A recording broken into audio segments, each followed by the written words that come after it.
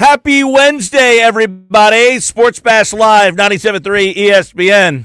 The 97.3 ESPN free mobile app, live video streaming on the X platform, YouTube, at Mike Gill Show. Welcome aboard a Wednesday edition.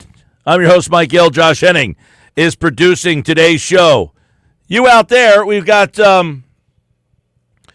Phillies game 3 tonight. The Nola-Coaster. Jump on board, baby, the Nola-Coaster. How much faith do you have in Aaron Nola tonight? We'll dive into it. Bob Wankel, a Micah Bob Wednesday chat. Talking baseball at 3. Frank Close answers your Phillies mailbag questions tonight at 5:30. First pitch tonight on 97.3 ESPN starts at 9:08. Coverage starts at 8:30 on your home for Phillies playoff baseball. Eagles and Giants, we're in on that as well. John McMullen tonight at 5, football at 4 with Mosher. And we start today off with the Nola-Coaster, Aaron Nola. You know, on this day, 2022, really was the Phillies' introduction back into the baseball world in Philadelphia. It was on this day in 2022, October the 8th, to be exact, my friends. October 8th, 2022, Aaron Nola throws 6 scoreless innings against the St. Louis Cardinals to help the Phillies advance to the National League Division Series. Could Aaron Nola duplicate what he did on this day 3 years ago? Can Aaron Nola take us on the Nola-Coaster and bring us back to the top of the tracks with an outstanding performance tonight? You know, teams with a 2-0 lead in the best-of-5 series opener, in the best-of-5 series, have gone on to win the series 89% of the time. They are 80-10 in such moments. So the Phillies essentially are down and out. They have no shot, according to the numbers. And it's the 5th time in Phillies franchise history they have trailed a best-of-5 series 2-0. They have never won such series. So the Phillies are essentially going for broke here. And you would say, then why Nola over Sanchez? And you might be right. But are they just trying to get a little dose of nostalgia just one time? Can they get Aaron Nola just one time to take us on the Nola-Coaster and let us have a little fun? You know, I'm not a big fan of the roller coaster. I hate them. I don't like heights. I don't like drops. But some people love them.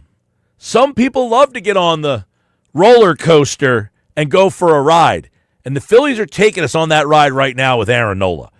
He's 5-10 this season with an ERA of 6.01. He has not pitched well. There's no way to sugarcoat this. He has not pitched well essentially all season except for his last game. The last time we saw Aaron Nola, he spun a gem. 8 innings, 2 hits, 9 strikeouts in a game against the Minnesota Twins. If I get that Aaron Nola, can I win that game? Well, the question might lie in your next biggest problem. I don't want to say your next biggest problem because I don't think your starting pitching's been your problem. I think your lack of trust in tonight's starting pitching might be the problem.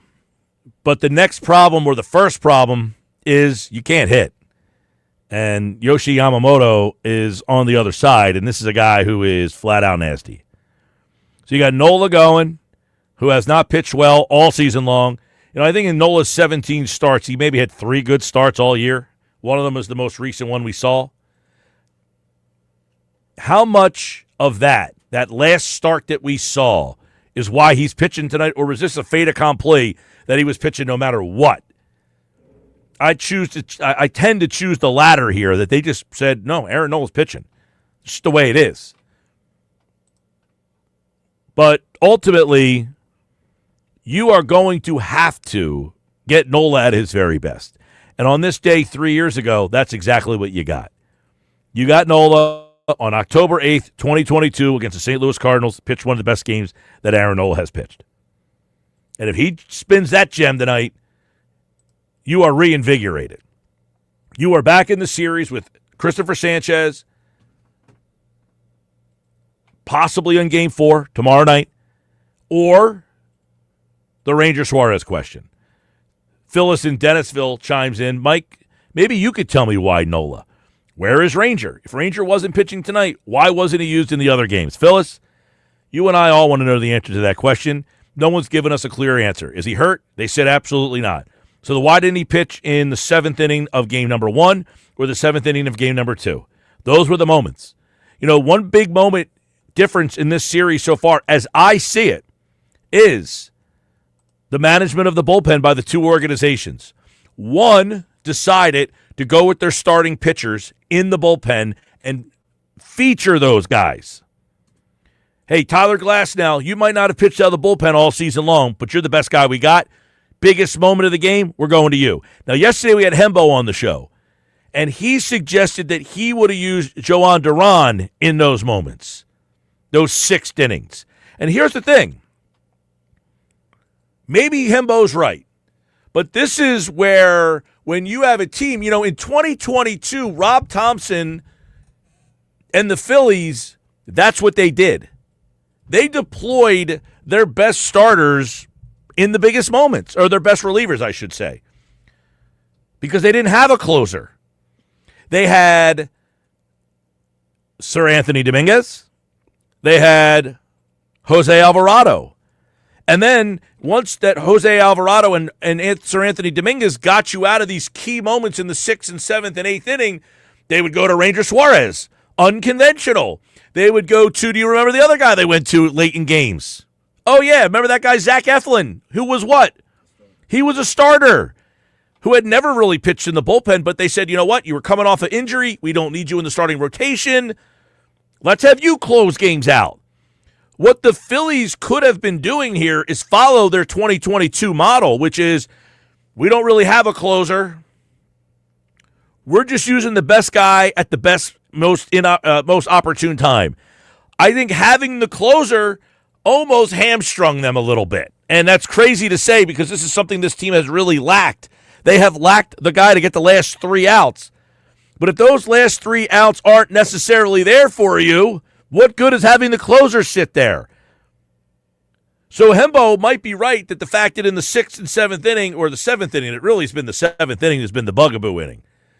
In the 7th inning, your starter hands the ball off, and he's handing it off to David Robertson. Or in the 7th inning, he's handing the ball off, and he's handing it off to Orion Kerkering.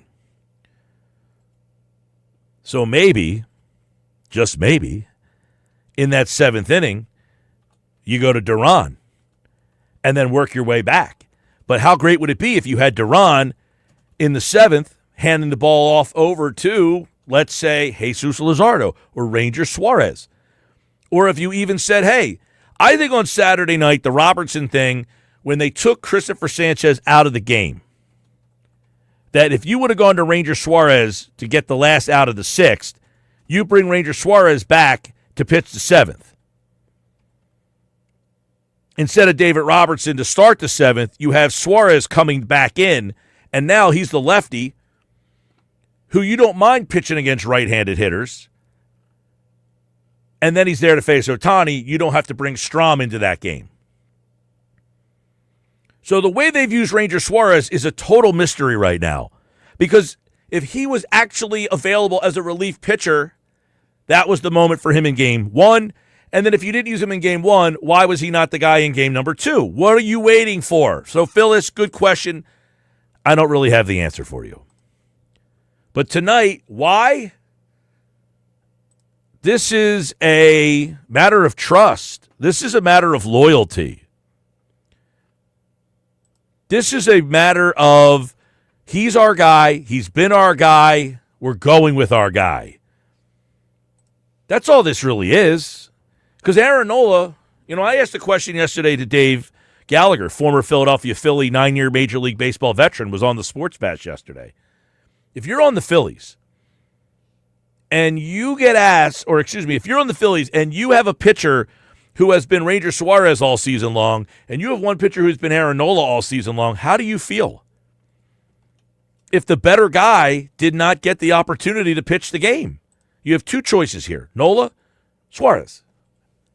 If you're on that team and the manager says, we're going with Nola, how do you feel about that? How do you feel about that? If you're in that locker room, do you feel that Aaron Nola gives you the best chance to win? Do you feel that your organization is putting you in the best position to win a game? I don't know about that. Bob Wankel's going to join us at 3 o'clock. Last week, he was on the show right here on the Sports Bash. He said this. We thought he was nuts.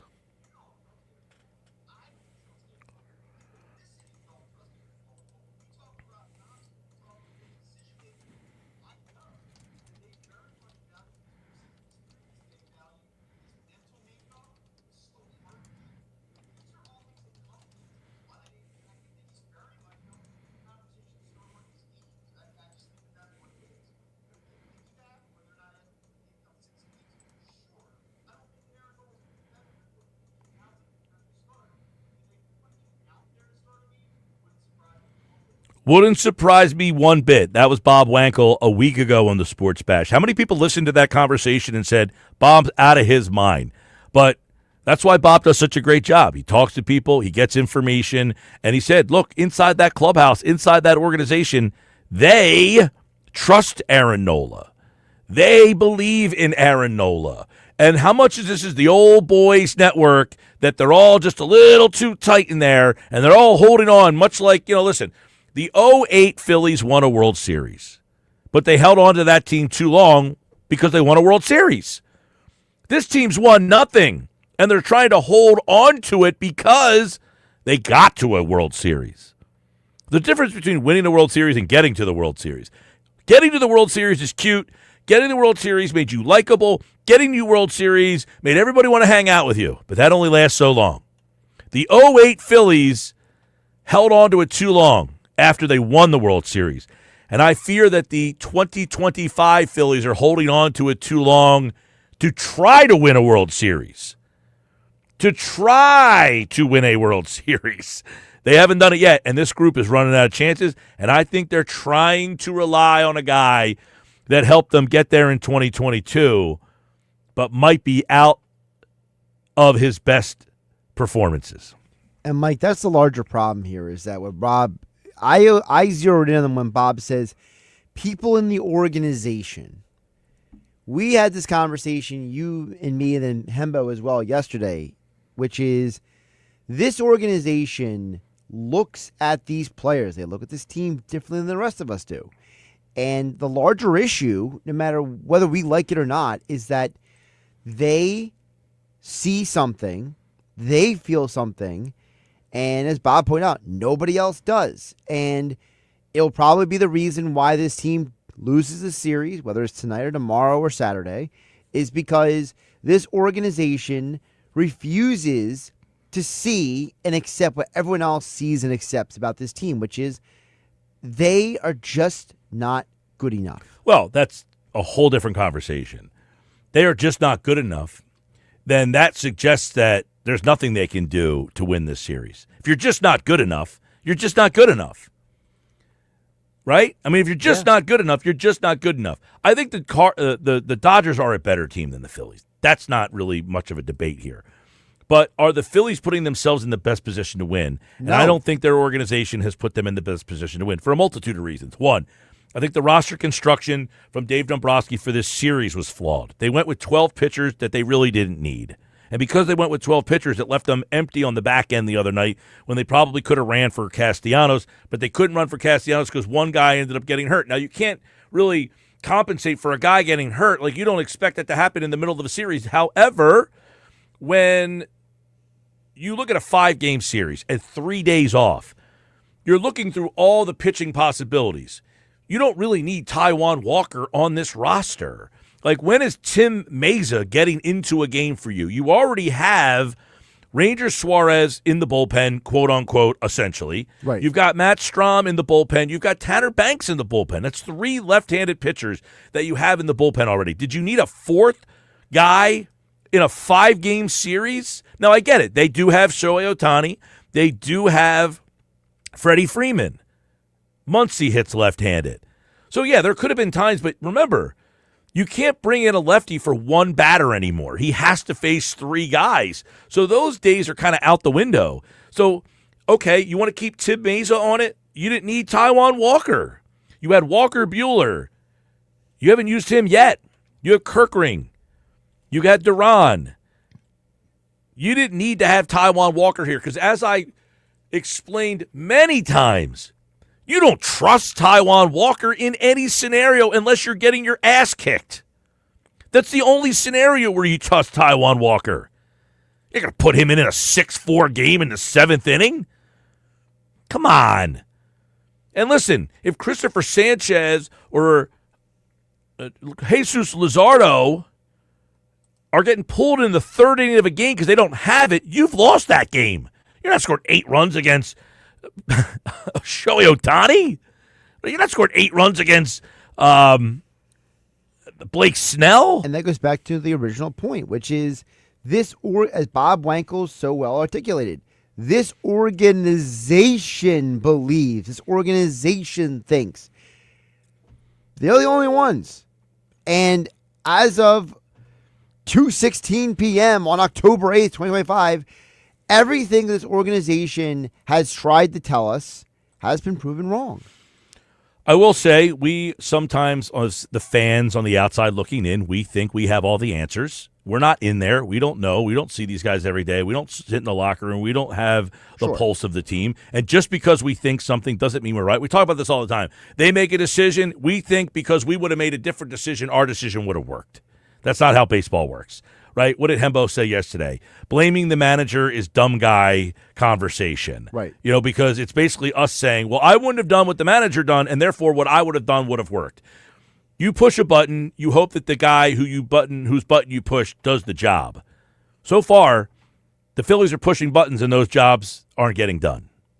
Right? You push the button to go to Robertson, that didn't work. You push the button to go to Kirkring, that didn't work. So you're pushing the wrong buttons right now. But to me, I don't mind you saying, hey, you pushed the button, it didn't work.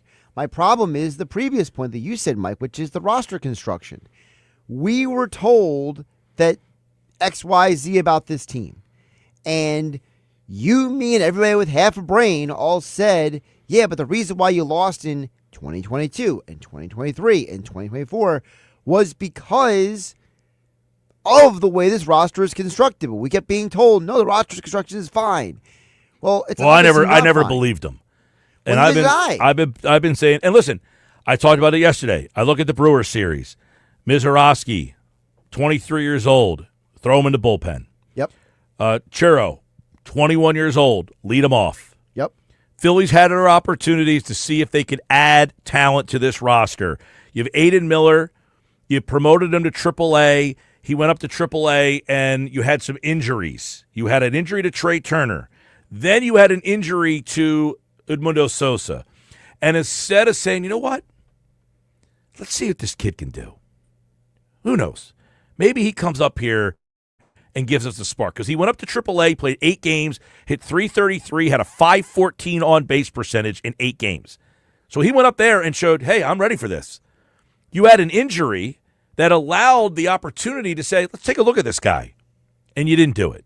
It reminds me of, you ever see those memes where it says, you know, this could have been us, but I feel like that's the Phillies. The Phillies. I'm not familiar with that meme, by the way. It's a pretty famous meme. People out there could text in, you know what I'm talking about. But like, there's a meme where like a lot of people will post something like, this could be us, but you didn't do X, Y, Z. And it's like, there's a lot of Philly fans who feel that way. Like they're looking at the Brewers, looking at the Dodgers, they're saying, well, that could have been us, but Dave Dombrowski told us.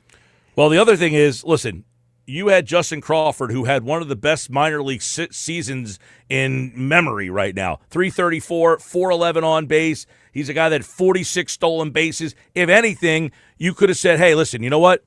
We have an opportunity to get you some playing time here. We've won the division. Let's get you some playing time.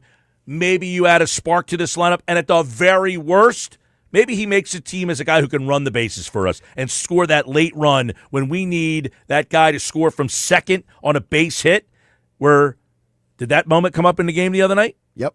All right, where you could have put him in the game and said, hey, you're running for Castellanos. Yep. And then he could stay in the game and play the outfield. Now, hey, we couldn't put him in the run because we had Bader. At that point, you're playing for the tie anyway. Well, I was going to say, also a scenario where maybe you could have started him.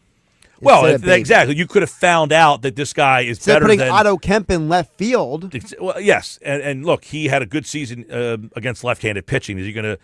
You're going to put him in the playoff game against Blake Snell? I don't know. He hit lefties all season long in the minor, and I don't put a lot of stock in minor league. But I would have played Crawford this season. At some point, I had an outfield deficiency all season long until essentially I got Bader. And give Marsh credit. He did play better. He did turn it around. But I look at some of the decisions you could have made to help this team out that you failed at. Andrew Painter, I know, did not pitch well at the AAA level this year. So to say that he would have came up and helped you, I don't know that. But I'll tell you what, I would have given him the shot. I would have taken a look. I would have said, hey, maybe he needed to be called up to just kind of focus a little bit more. He has better stuff than Dave Robertson does. And I get it. You paid Dave Robertson a lot of money because you needed help in your bullpen. So you were so bad in your bullpen that you had to get a 40-year-old guy and pay him, what, $8 million to pitch half a season. Listen, we can say all we want that we don't know what could have, should have, would have happened. But you know what I do know, Mike?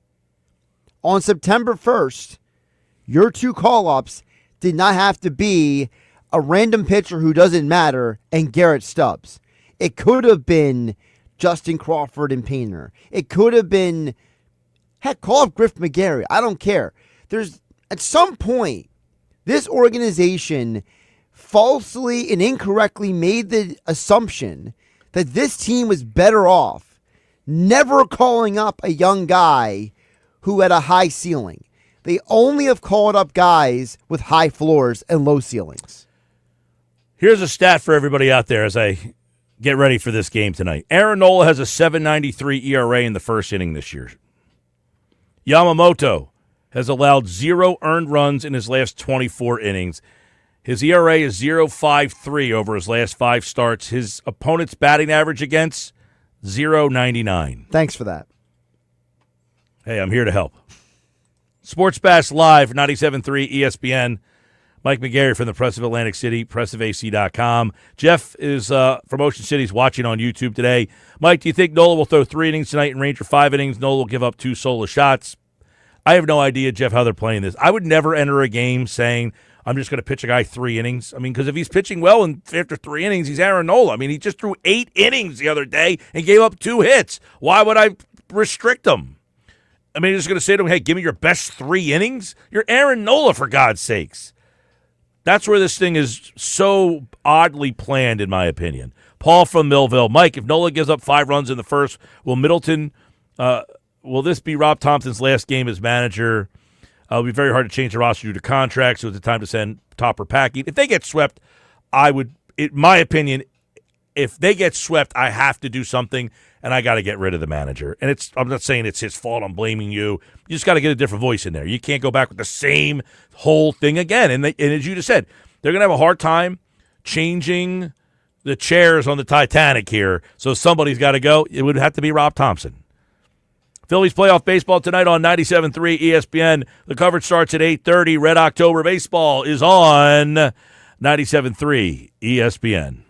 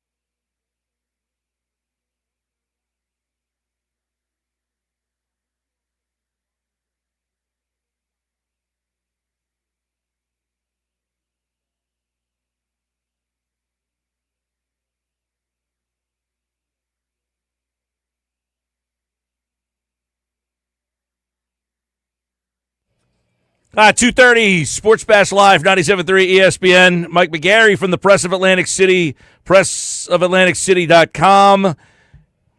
Phillies game 3 tonight. It is a clinching situation for the Dodgers. Mike's brought to you by Broadlee's Plumbing, Heating, and Air Conditioning, serving South Jersey since 1911. Keeping your home comfort game day ready this season. We just talked a lot about the series. You know, the Dodgers are in a situation where teams have not come back from a 2-0 best-of-5 89% of the time. The team with the 2-0 lead wins. The Phillies have been in the situation 5 times. They've never won a series. The Dodgers have won 9 of their last 10 postseason games, seeking to become the first team since the 2014 Royals to win 10 of 11 postseason games. Meanwhile, the Phillies have lost 9 of 11 postseason games going back to 2023, including 4 straight. Mike McGarry, they got Aaron Nola trying to end it all tonight. Was this the right decision for the Phillies? I don't think it was, Mike. I mean, I still find it strange that Ranger Suarez is not starting this game, especially after the year the two pitchers had. Aaron Nola had the worst year of his career. He pitched he was injured for, at least half the season. I know he had a good start against the Minnesota Twins in the final week of the season, but that's the Minnesota Twins in the final week of the season. Last time I checked, Mookie Betts, Freddie Freeman, and Shohei Ohtani were not on the Minnesota Twins lineup. Meanwhile, you've got Ranger Suarez, a guy who has excelled in the playoffs before, who won 12 games, who had an ERA of about 3. Now, Rob Thompson says he's going to be, he's going to pitch tonight, but why not start the guy? He said that the other night, Mike. Aaron Nola versus Shohei Ohtani tonight. The first batter the Dodgers sent to the plate. What's your confidence level in Nola in that matchup? Well, mine is about a 2 on a scale of 1 to 10. Yeah, he said that Ranger was going to pitch in the game on Monday night. He never got in. He didn't get in the game on Saturday night, so I don't have any confidence that that's even the case either. I don't know what's going on with that whole situation, but you're right. Ohtani has been neutralized in this series. So has Freddie Freeman. You've had lefties against him for the most part every single time. Now you're saying, hey, guess what? Welcome aboard. You get to swing against a right-hander whose ERA in the first inning is about 8. Yeah, and plus the Dodgers lineup versus righties is much better than it is versus lefties. You'll have Max Muncy in the lineup tonight. He makes them a much better team. So everything, I know Rob Thompson said yesterday that Nola's numbers against lefties are the same as Suarez's numbers against lefties, but I just don't see this decision. And, the horses have left the barn. As you said, I think the series is over. We probably all think the series is over. And for Ranger Suarez not to start a quote-unquote meaningful game in the series is just mind-boggling to me if you had told me that a week ago. Mike McGarry from the Press of Atlantic City, pressofac.com. So many people are still buzzing about what happened in the game Monday night and how things could have been different. We didn't get your take on the bunt heard around the world, but why did Stott bunt? What do we think about that decision and how it looms in this series? Well, I feel bad for Rob Thompson from this angle is that every decision he has made in games 1 and 2, he had a reason for doing it, but the decision backfired him. I would not have bunted in game 2 for a couple of reasons.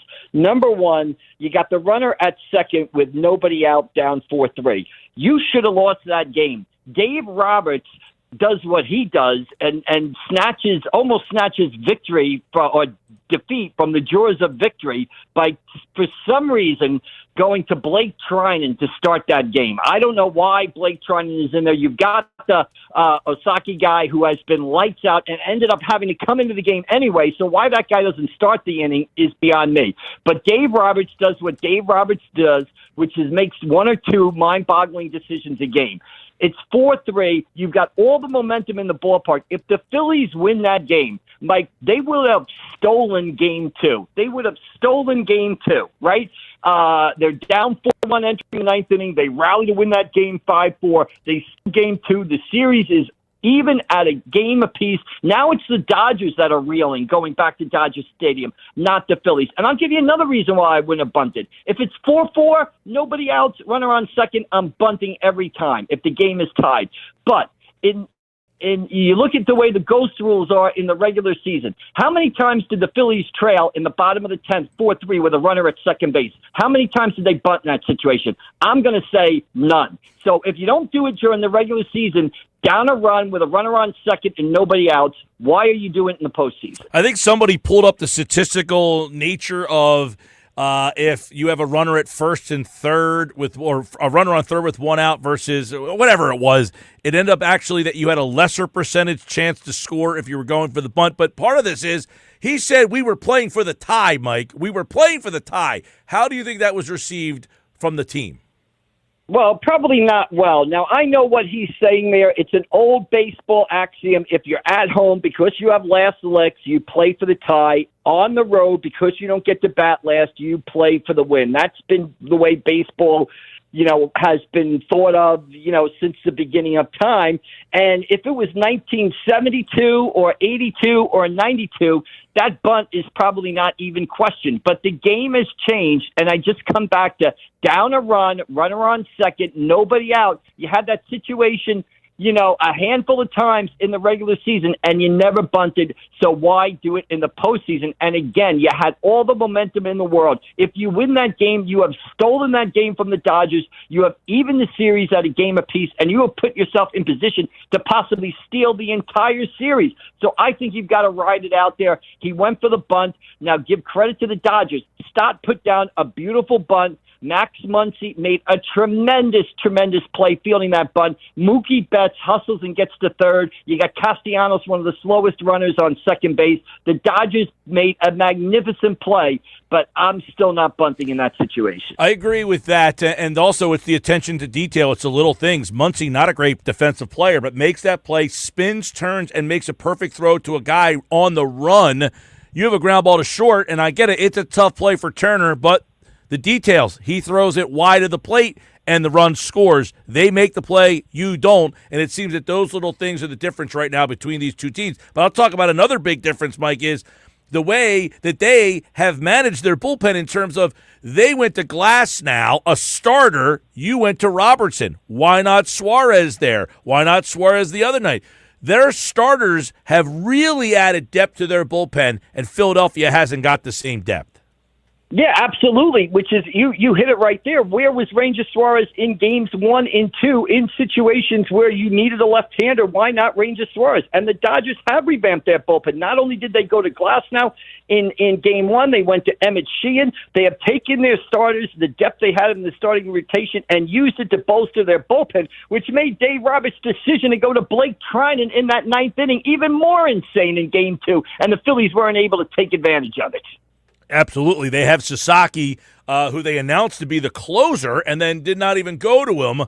Similar feel tonight, right? They went to Trinan, who's a guy they've trusted, little loyalty there. It almost feels like that's what's going on here with Aaron Nola over Ranger Suarez tonight, because I wonder, Mike, how that decision is being received. Yeah, Mike, I honestly don't know why. I know people have speculated. Rob Thompson has denied this. He has said Ranger Suarez is completely 100% healthy. Now, Suarez did take that ball off the inner thigh, that comebacker off the inner thigh in his last start, but we haven't seen him pitch in a long time. He did not pitch in the inner squad game. He did not pitch in games 1 and 2, despite Rob Thompson saying he's available. It's just mind-boggling. And look, I think Rob Thompson is a good manager. I think he's done a good job.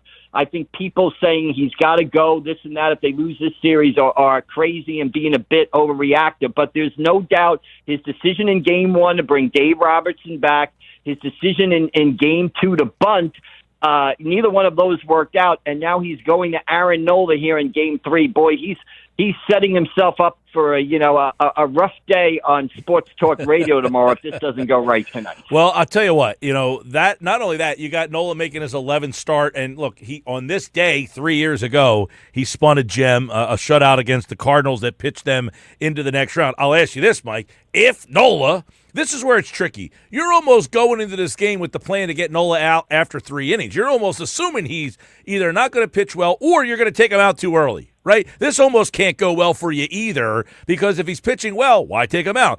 Do you just yank him at 3 innings if he's pitching well? But if he does pitch well and they somehow find a way to win this game, you go with Sanchez tomorrow and then Suarez or Luzardo in game 5? Like, do you feel like, hey, we could steal this game with Nola? We like where we're at. Yeah.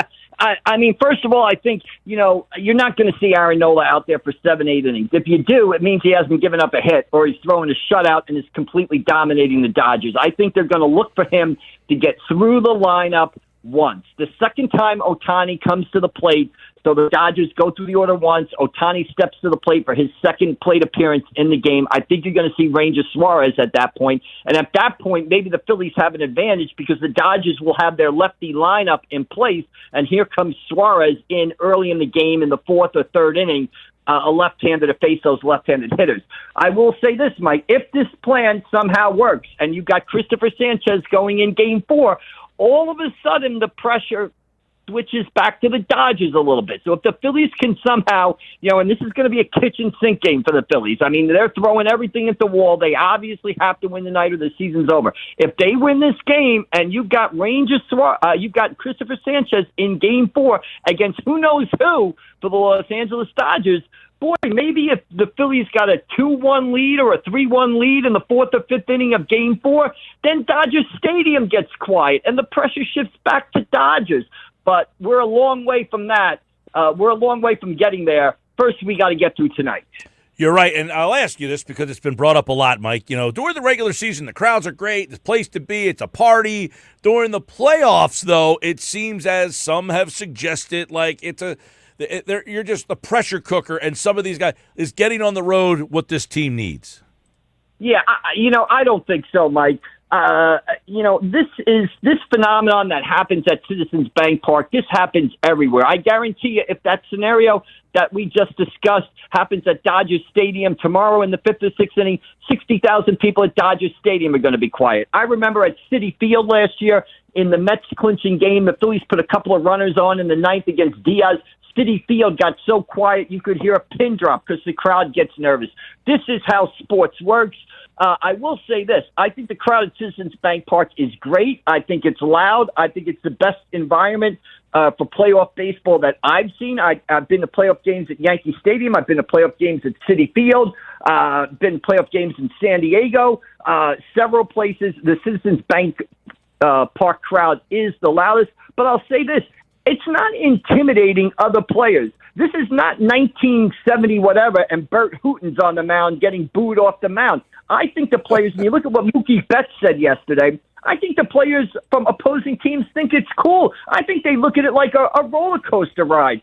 Sometimes it's a little scary, but overall it's a big thrill playing in front of that many people going crazy. And I think they relish trying to quiet that crowd. So, I don't think the crowd has anything to do with the games. The bottom line is the Phillies have lost 4 of their last 5 or 5 of the last playoff games, 5 of the last 6 playoff games at home because the Arizona Diamondbacks, the New York Mets, and the Los Angeles Dodgers have made the 2 or 3 plays in the game that were the difference, and the Phillies haven't done it. And that has nothing to do with, Joe from Fishtown sitting in section 128 waving a red flag over his head. I feel like Joe in Fishtown. It always gets a raw deal, man. It's always Joe in Fishtown. He's Mike McGarry from the Press of Atlantic City, pressofac.com. You can read all about this Phillies-Dodgers recap. And, of course, right here on the Sports Bash Friday, we're previewing a Game 5.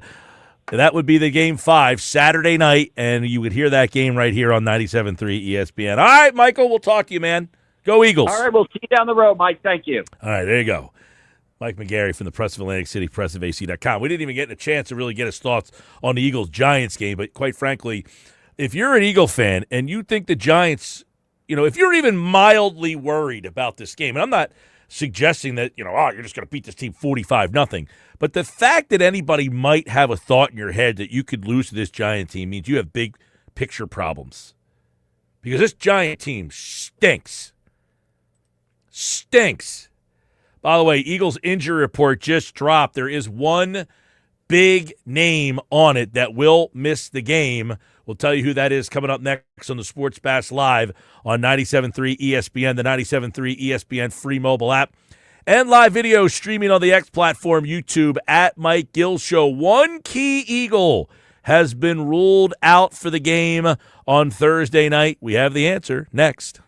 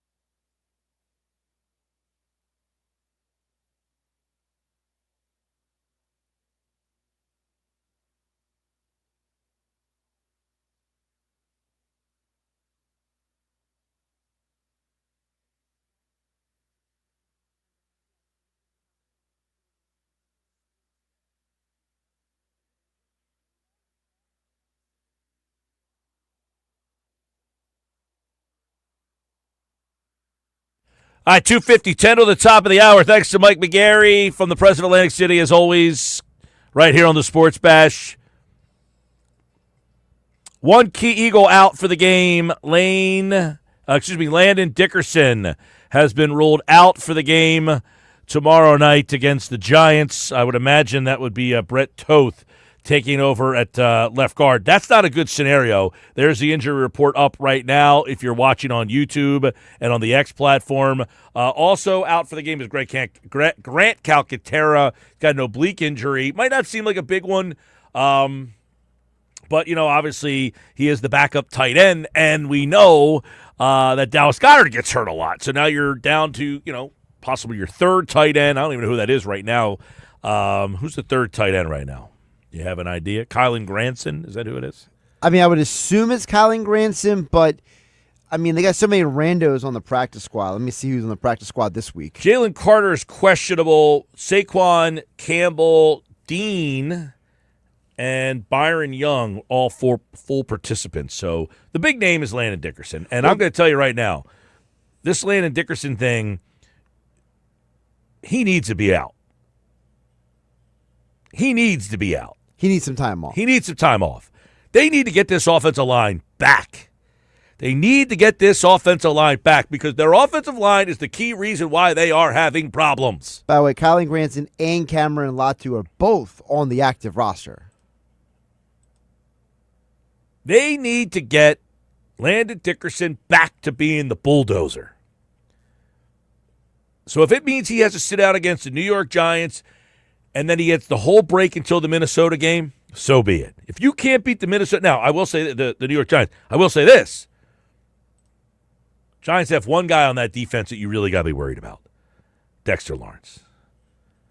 Carter's been pretty good, too, as a rookie. Abdul Carter, a lot of hurries, not as much sacks.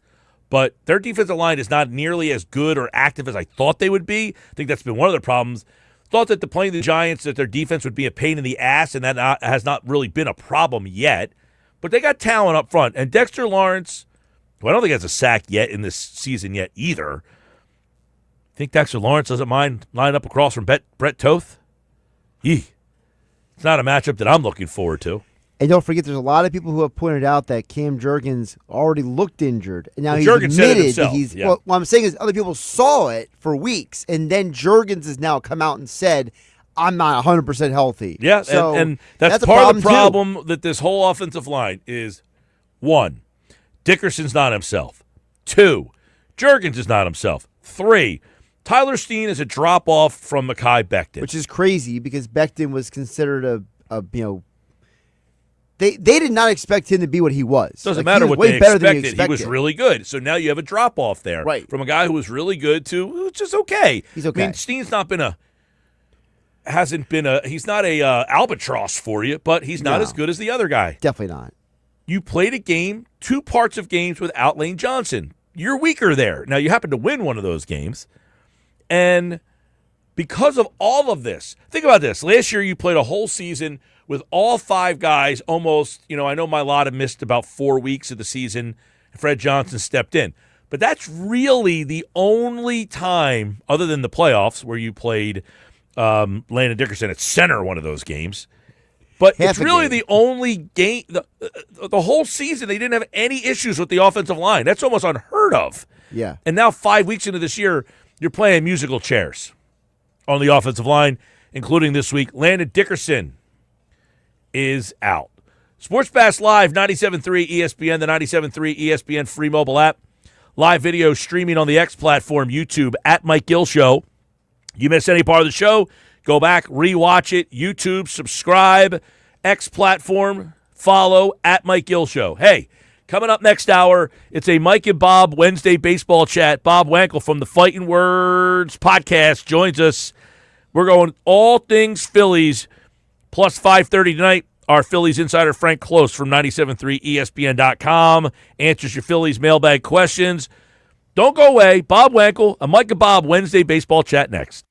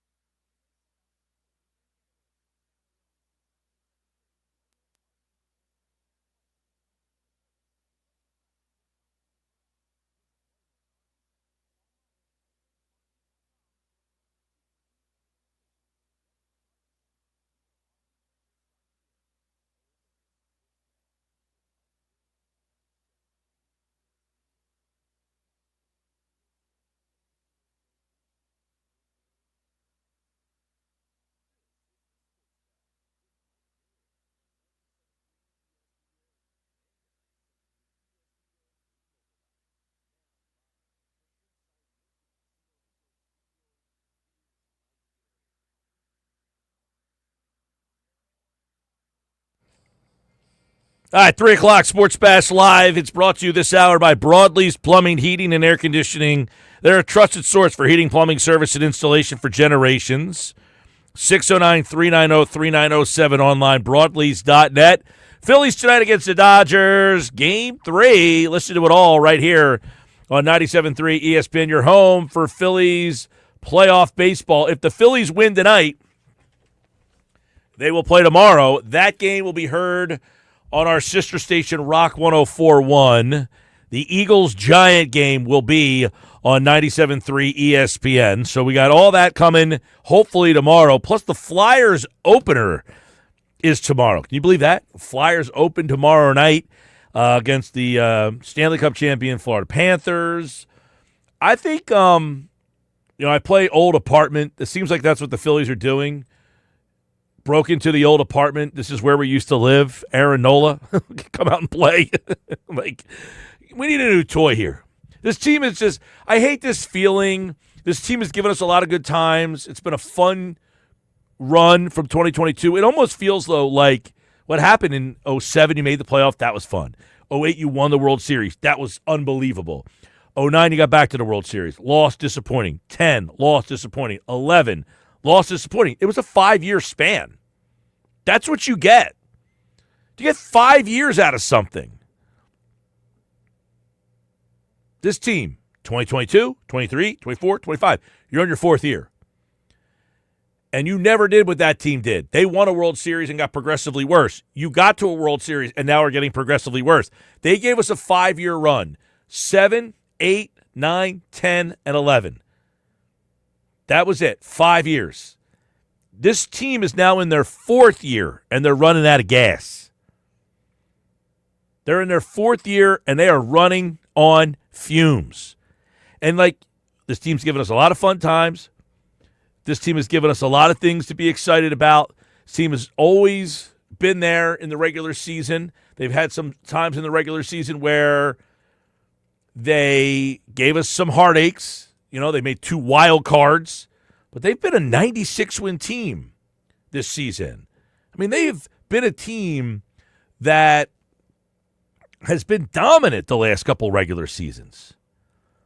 Bob Wankel, the Fighting Words podcast, set to join us right now on the Sports Bash Live, 97.3 ESPN, a Mike and Bob Wednesday baseball chat as the Phillies get ready to take on the Dodgers in Game 3 tonight. And he said it. Let's play what Bob Wankel said on the Sports Bash. This was on Wednesday's edition of the Sports Bash. 1 week ago, right about this time, Bob Wankel said this.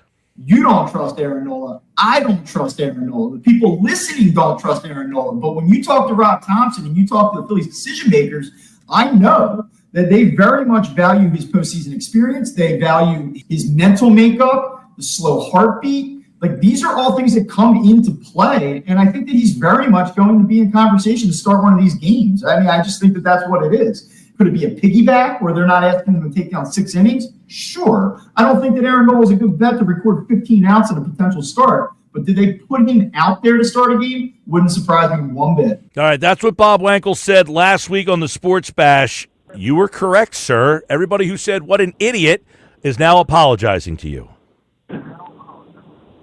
Well, I've said a lot of stupid things on this show over the years, so it's nice to hit one every now and then. Obviously, this is not the situation that you want to be in. This is not great, Mike, but they're going to roll the dice tonight and see what happens, and maybe they'll make it weird. Who knows? So you're not surprised they're going with Nola, but in your mind, is this the wrong decision? Well, it's a curious one, and I know that Rob has his reasons. One of them that he listed or cited was that, Aaron has the starting experience. He doesn't have bullpen experience, and I think that right now, it's a level of comfort. And I do think if you're Rob Thompson, there's got to be part of you that says, look, this is what we have. These are my guys. This is a guy. We are paying him $24 million plus. He's done it before. I'm going to go with my guys. And as far as it goes, I mean, Ranger Suarez, is he going to get deep into a game? Has he thrown the ball particularly well down the stretch? Not really. So I guess he figures I'm going to try to get 6 to 7 innings out of these two guys combined tonight, and this gives me my best chance. And I think they'll have a short leash with Aaron Nola. Do I love the plan? No. I mean, they're minus. The Dodgers are minus 180 tonight for a reason. They're a huge favorite. They should win. It's not a great spot to be in if you're the Phillies, but, I mean, it's not the craziest of plans. Well, Bob Wankel, you correctly predicted that Nola would start a game in this series. So what is your hypothesis as to why we have not seen Ranger Suarez at all in this series with multiple opportunities to use him? Yeah, great question. Rob, ahead of the series, had said that he could be available out of relief early on in games 1 or 2. They did not use him. In hindsight, that was a mistake. You assume he's healthy. Was he fully ready to go at a game 1? I don't know. Look, I mean, there's a couple different. If you want to go down the conspiracy theorist route, I mean, there are a couple different ways to look at it. Ranger Suarez probably won't be back next year. Aaron Nola certainly will be. Is that part of it? Was Ranger Suarez hurt? Maybe. Do they just not like the way that Ranger Suarez matches up against the Dodgers offense? I don't know. I don't think it's so much that. I mean, I thought he was okay. He competed against the Dodgers, earlier this, last month. I think that I think that they were okay with their matchups in game 1 and game 2. Like Robertson didn't work out when they brought him back out. Strahm, it didn't work out. But I don't think that they hated their matchups in game 1. And then game 2, I don't know that it was as much of a fit for Suarez in game 2. I think game 1's the one where you can kind of question whether or not they should have gone to him. So, I agree. How do you think that's being received in the locker room? Hey, they're going with the veteran guy. We like that. Or you're going with the guy with an ERA of nearly 7. Well, I think that there's a lot of respect for Aaron Nola within the clubhouse, and so I don't think that they feel as bad about it as maybe you or I or the fan base might. Aaron Nola did throw the ball really well in that final start, and they think it's in him. This isn't like a hey kid, let's pull you out of the third row and see if you can go get 12 outs tonight. I mean, this is a guy that has a track record, so. I know that we kind of roll our eyes with Aaron Nola at this point, but I mean, there is something to this, and I think that those guys probably have some degree of trust in him. And I'll give you this: if you're trying to find some hope in all of this, the Phillies have kind of had the luxury of being able to hide behind it, the starting pitching. I think that they probably felt like in game 1 or game 2 that they were going to get a good start and that they would just have to maybe scratch or claw out a few runs to win the game. My guess is they don't feel like that tonight. I think that there's probably even more pressure on the offense. And you say, well, that's not a good thing. But here's what I will say. Nobody thinks they're going to win tonight. I'm sure pretty much the consensus opinion here is that this thing is over in 3. A lot of people around the Delaware Valley tonight are going to be going to sleep at 10:45 in the 5th or 6th inning. They don't even need to watch the final 3. This team has not performed well in the postseason when it has had expectations, when everyone expects them to win, when they have the Diamondbacks on the ropes, they can't do it. When they have a team in the Mets that come in last postseason that they're supposed to hammer, they don't do it. Games 1 and game 2, people thought they could win those games at home. They couldn't do it. So now it's kind of like backs against the wall, us against the world type of thing. And, maybe that mindset and getting out of here gives them a little bit of new life, and they have a little bit of a spark tonight. Do I think that's going to happen? No. But, I mean, again, that's probably a positive way to spin the situation that they're in right now. Bob, a lot of people looking back at Monday night and the decisions made. Let's get your thoughts on the bunt number 1 and that whole situation. I mean, look, the Dodgers made a great play. It was well executed. They pay attention to detail. They execute detail. I think that play there, in a nutshell, kind of shows why the Dodgers are able to execute in tight spots, whereas the Phillies aren't. I hated it. I don't agree with playing for a tie at home, especially when you have all of the momentum in the world. In that spot, I think that you're kind of giving them a free out. Analytically, I think it's horrendous. I believe it actually reduced their opportunity to win the game by about 12 to 13%. So it's not a great analytics play. I'm not anti-bunt in general. I don't mind bunt. But in that spot, I felt like you cannot give them an out when they were desperately trying to get an out to tie the game. I know that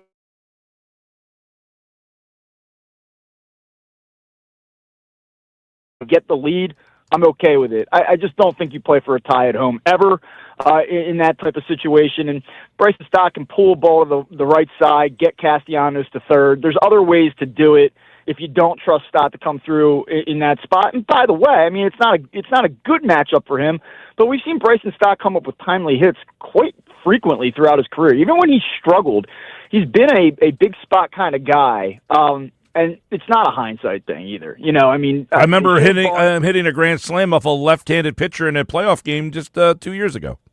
Exactly right. I mean, who knows? Maybe Bryson Stott strikes out there and go, I should have bunted. But I don't look at this as a hindsight thing. I mean, I'll tell you what I think in the moment. And in the moment, I thought it was a poor decision. And, you know, analytically, it's backed up.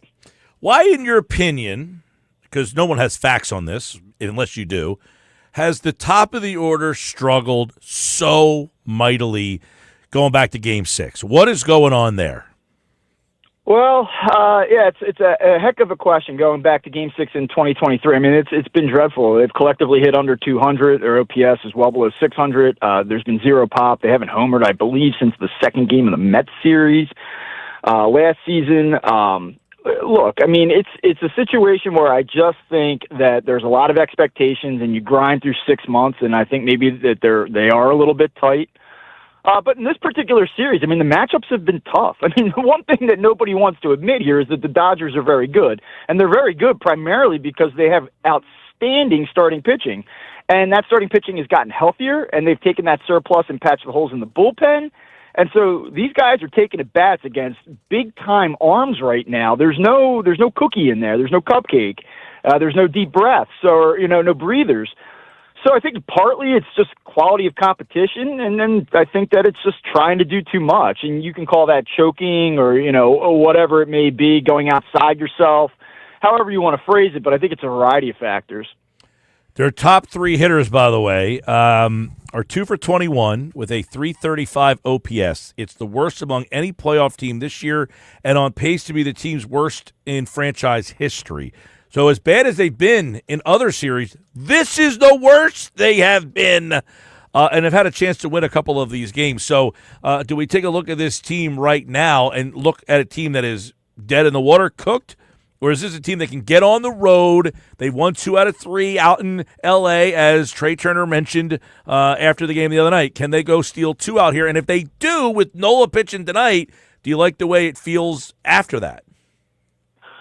Yeah, this is probably the game you have to try to survive, and that's what's so crushing about not getting one in Philly. It's not so much that they have to go to L.A., and obviously the Dodgers are really good at home, and it's going to be a tough environment and all of those things, but now you have to win a start from Aaron Nola here tonight. And you know, the guy that the Dodgers are throwing is outstanding. So they have a significant pitching advantage. If you can survive this, I assume Sanchez probably gets back on the hill for Game 4. And then, yeah, I mean, do you like your chances in that game? I think so. I mean, I think you have to feel really good about the way that Christopher Sanchez has thrown the ball all year, and especially in Game 1.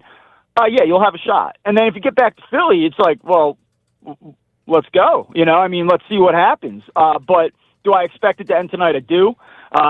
Before the series, I picked the Dodgers in 4. That was under the assumption that they would win Game 1. The Phillies, they did not. So, you know, Dodgers in 3, and it kind of, to me, looks like a decent bet at the moment. What is your thoughts? You know, I talked about the roster construction, you know, the whole thing with the running. You can't run for the guy, but they didn't need Taijuan Walker on this roster. You don't need Tim Meza on this roster. And I'm not suggesting that you go down to 10 pitchers, but it's a 5-game series with 3 days off. I mean, it seems that Taijuan Walker never had a role on this team. You need a 4th lefty if you were to count Ranger Suarez as a guy that you would have used out of the bullpen. When was Meza ever going to get an opportunity? And just think about that. And then, you know, I'm always a proponent of, look, they never looked at any of these younger guys, and I look at what the Brewers are doing right now. They got a 21-year-old kid leading off. They got a 23-year-old kid who was a starter. They threw him in the bullpen the other night throwing 104 miles an hour. Like, they never even took a look at any, like, guys that could potentially have shaken this thing up a little bit. And you look at that roster construction and look at especially in the bullpen. The Dodgers are throwing 4 starters in their bullpen. You look at the bullpen at the beginning of this series, you say, man, the Dodgers bullpen stinks. Well, it stunk in the regular season, but you got an ace in Glass now coming out at you. You got Sasaki closing games out, and the Phillies just never had the opportunity to kind of do that. So when you look at the big picture of this season, where they're wasted opportunities to really change the complexion of this playoff roster. Yeah, a little bit. I mean, I'll say in fairness to the Phillies, here's like what I will say in fairness to the Phillies. Nobody wants to hear anything, real positive at the moment, given the way that things have gone. But, I mean, look, this team won 96 games. I mean, this is a really good team. In the history of the franchise, there are few teams that have had better regular seasons than this one. I also do think it's fair to say that had they not played the Dodgers in this series, you probably would have felt like that they were a fairly significant favorite. They would have, I believe, they would have been a betting favorite over the Brewers, even though Milwaukee would have had home field. And certainly Brewers are playing great baseball. They've looked awesome through 2 games against the Cubs. I get all that, but I think that most people would have felt good about the Phillies in that matchup. The Phillies have a good team. So I don't know that this is like organizational malpractice or like, oh my goodness, they left this roster so short. Now, as it pertains to the other night, yeah, you're right. I mean, Tim Meza has no role here. Taijuan Walker certainly has no role in this playoff roster. It's sort of a waste of time, honestly, rostering these guys. But they did kind of get put in a hard spot with Harrison Bader. Like, he's hurt. He couldn't start the other night. He was good enough to get a big hit in a big spot. He maybe tonight gets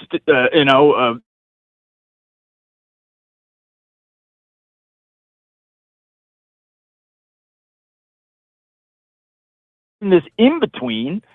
And so that's a tough spot to be in. And in terms of the development, I mean, yeah, look, I mean, Andrew Painter didn't develop. I think that there was a time where we thought, well, how will he be utilized in the playoffs? Is he going to be a starter? Are they going to be able to flip him into a bullpen role? Certainly they could use that right now. They could use a guy coming out of the bullpen throwing 99 miles an hour with command, and that's what we thought that they would have with him. They thought they'd have Zach Wheeler. They thought they would be able to take a Jesus Luzardo and maybe use him in a bullpen role in Game 1 and then flip him around for a Game 3 start. They thought they had what the Dodgers do, which is that rotational flexibility and depth that allows them to patch holes. And so some of this is just situationally poor luck. Some of it's a little bit poor planning. Some of it's poor development. It's sort of a combination of things that have led them to this spot here. Yeah, I mean, because, you talk about they can't run for Bader. If they didn't have Meza and they added another player, then you can run for Bader. I don't know what you think. People have suggested you could have run a pitcher. I don't know that you're throwing a pitcher out there. Do you want Christopher Sanchez running? Especially when you're trying to play for a tie. You don't want to throw a pitcher and be down another pitcher because he was out on second base. I can't have... And mind you, this is a tight spot, right? So you're going to have the Dodgers selling out on throws to the plate. Now you could potentially injure a pitcher in that situation. And then, they executed a wheel play. Like, you need to have experience as a base runner. Now, Nick Castellanos is a horrendous base runner. He's slow. So, could it have been any worse? I'm not sure. But you have to watch for pick plays. You have to watch for wheel plays. You have to have situational awareness as a base runner. This isn't just go stand out there, put the jacket on, and trot around the bases in the middle of May. This is the highest leverage of situations. So I guess if you're Rob Thompson, you at least have to feel like, let me have a guy out there who should know how to navigate the situation. Should being the operative word.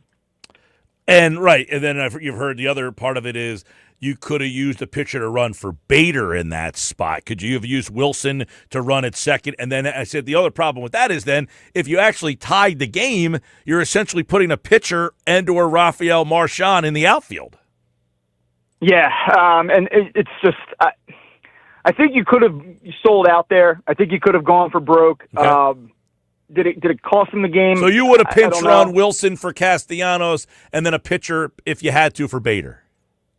Yeah, I mean, I think that there's some wisdom in that. I know you leave yourself extremely vulnerable and very thin at the end there. Yeah, I mean, you're essentially saying, hey, I don't even know what pitcher, Tim Meza, go run, and then you might have to play left field.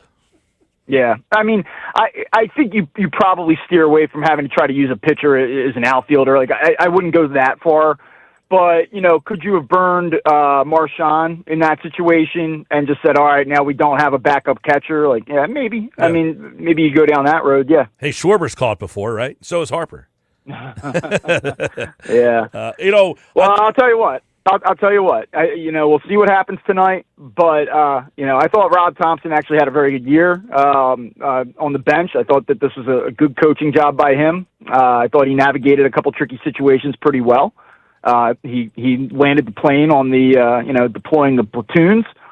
But if this thing kind of goes the way it feels like it might go tonight, we might be having a conversation about his job in a day or two. Oh, listen, Friday, if this is over, we'll have a Mike and Bob Friday baseball chat, and even maybe tomorrow, who knows, depending on what happens tonight.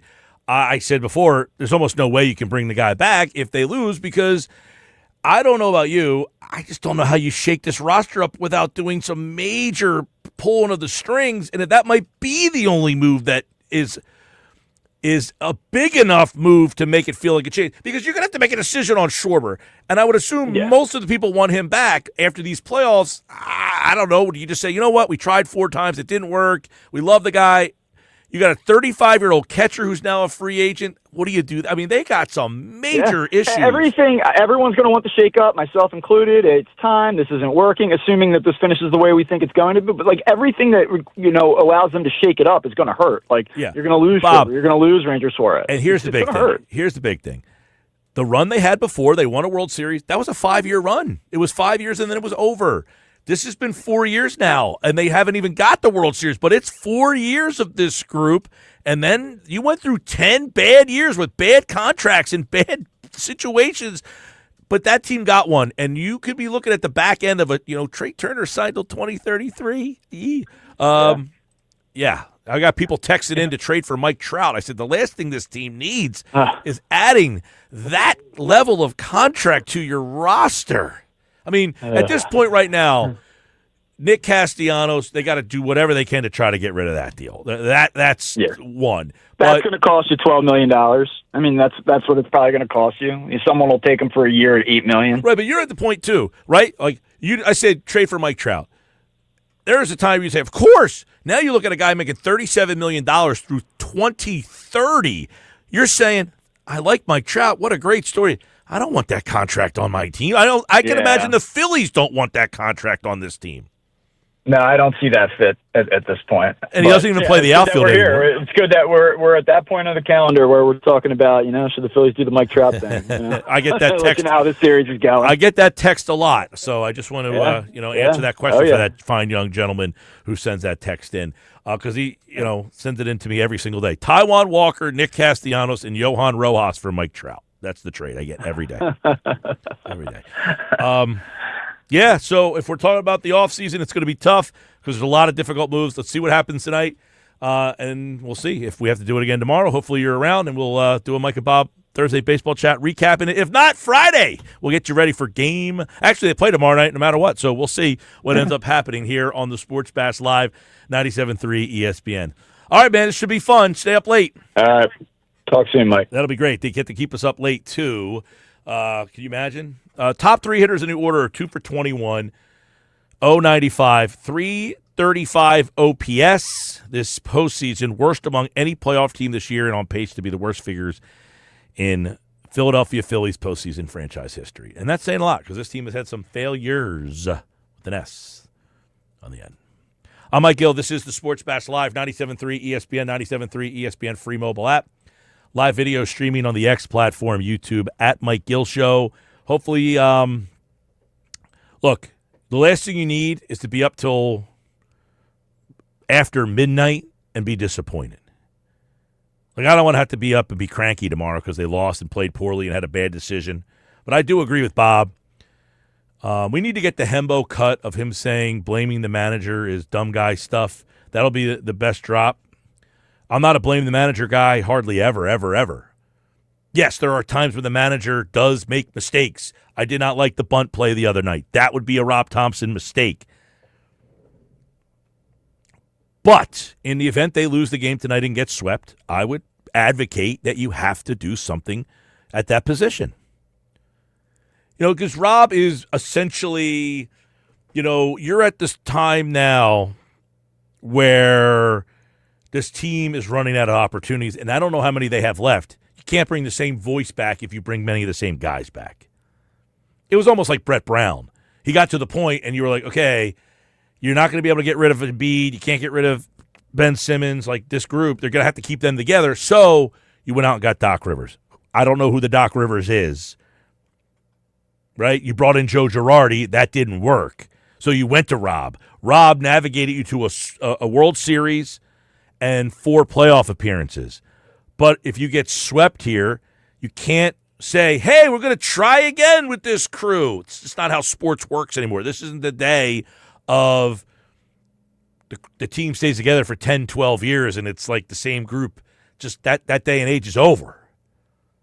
Right? You don't see that anymore. You get a handful of cracks. It's the 4th crack at it with Rob and Bryce and Kyle and Nick and Zach, who unfortunately is not here, and Aaron and JT and Marsh and Stott and Bohm. The only guy who hasn't been here for all 4 of them is Turner. And you added Turner after you went to the World Series, and you've got worse. You've got better after the World Series, and the team has gotten worse. I don't know how that's possible. Whew. All right, Sports Bash Live, 97.3 ESPN. The 97.3 ESPN free mobile app. Live video streaming on the X platform, YouTube, at Mike Gill Show. What do we got? Well, you kind of threw me for a loop there with your whole naming the names at the end there. I was just going to bring up the fact. It's amazing how many guys have been here for the whole run. I was just going to bring up the fact because you asked about the Thompson question about who do you replace him with. You replace him with somebody no one's ever heard of because apparently that's the direction baseball is going in. Well, I was going to say, the guy who would be the next manager is the new up-and-comer, the new young guy, the new analytical guy. It's probably going to be somebody that nobody really thought of or wants, and that's the reason why you'd win. The problem is that I am concerned that the man who's going to hire them, Dave Dombrowski, is going to hire somebody that nobody wants, and he won't be successful. UPS Jeff says, how about sending Dombrowski packing? They wouldn't fire Dombrowski. No. It could be a situation where they say, hey, Dave, it's time to basically, and he gets some upper management level position where he's not making, the decisions anymore. Senior advisor. They wouldn't fire him. He would be like Pat Gillick. Yeah, he'd be like the advisor to the owner kind of job. And yep. They would probably get promoted. Or do you go to more of the veteran guy who just left Texas? Bruce Bochy? Do you go after that level of guy? I mean, he's about to ready to collect the retirement. What about Joe Madden? ARP. Does he want to get back? Hasn't he kind of indicated he wouldn't mind getting back? He has mentioned it. It's all been an interview. He'd love to get back into it. But he also is the same guy who doesn't like the fact that it's too analytical, he says now. The guy who started the analytics now thinks the baseball is too analytic driven. Yes. Interesting. All right. When we come back, Nick Sirianni, what was the team meeting all about yesterday? Hurts, Barkley, Brown, they got together. Do they have a kumbaya? Nick Sirianni, you'll hear his presser next on the Sports Bash.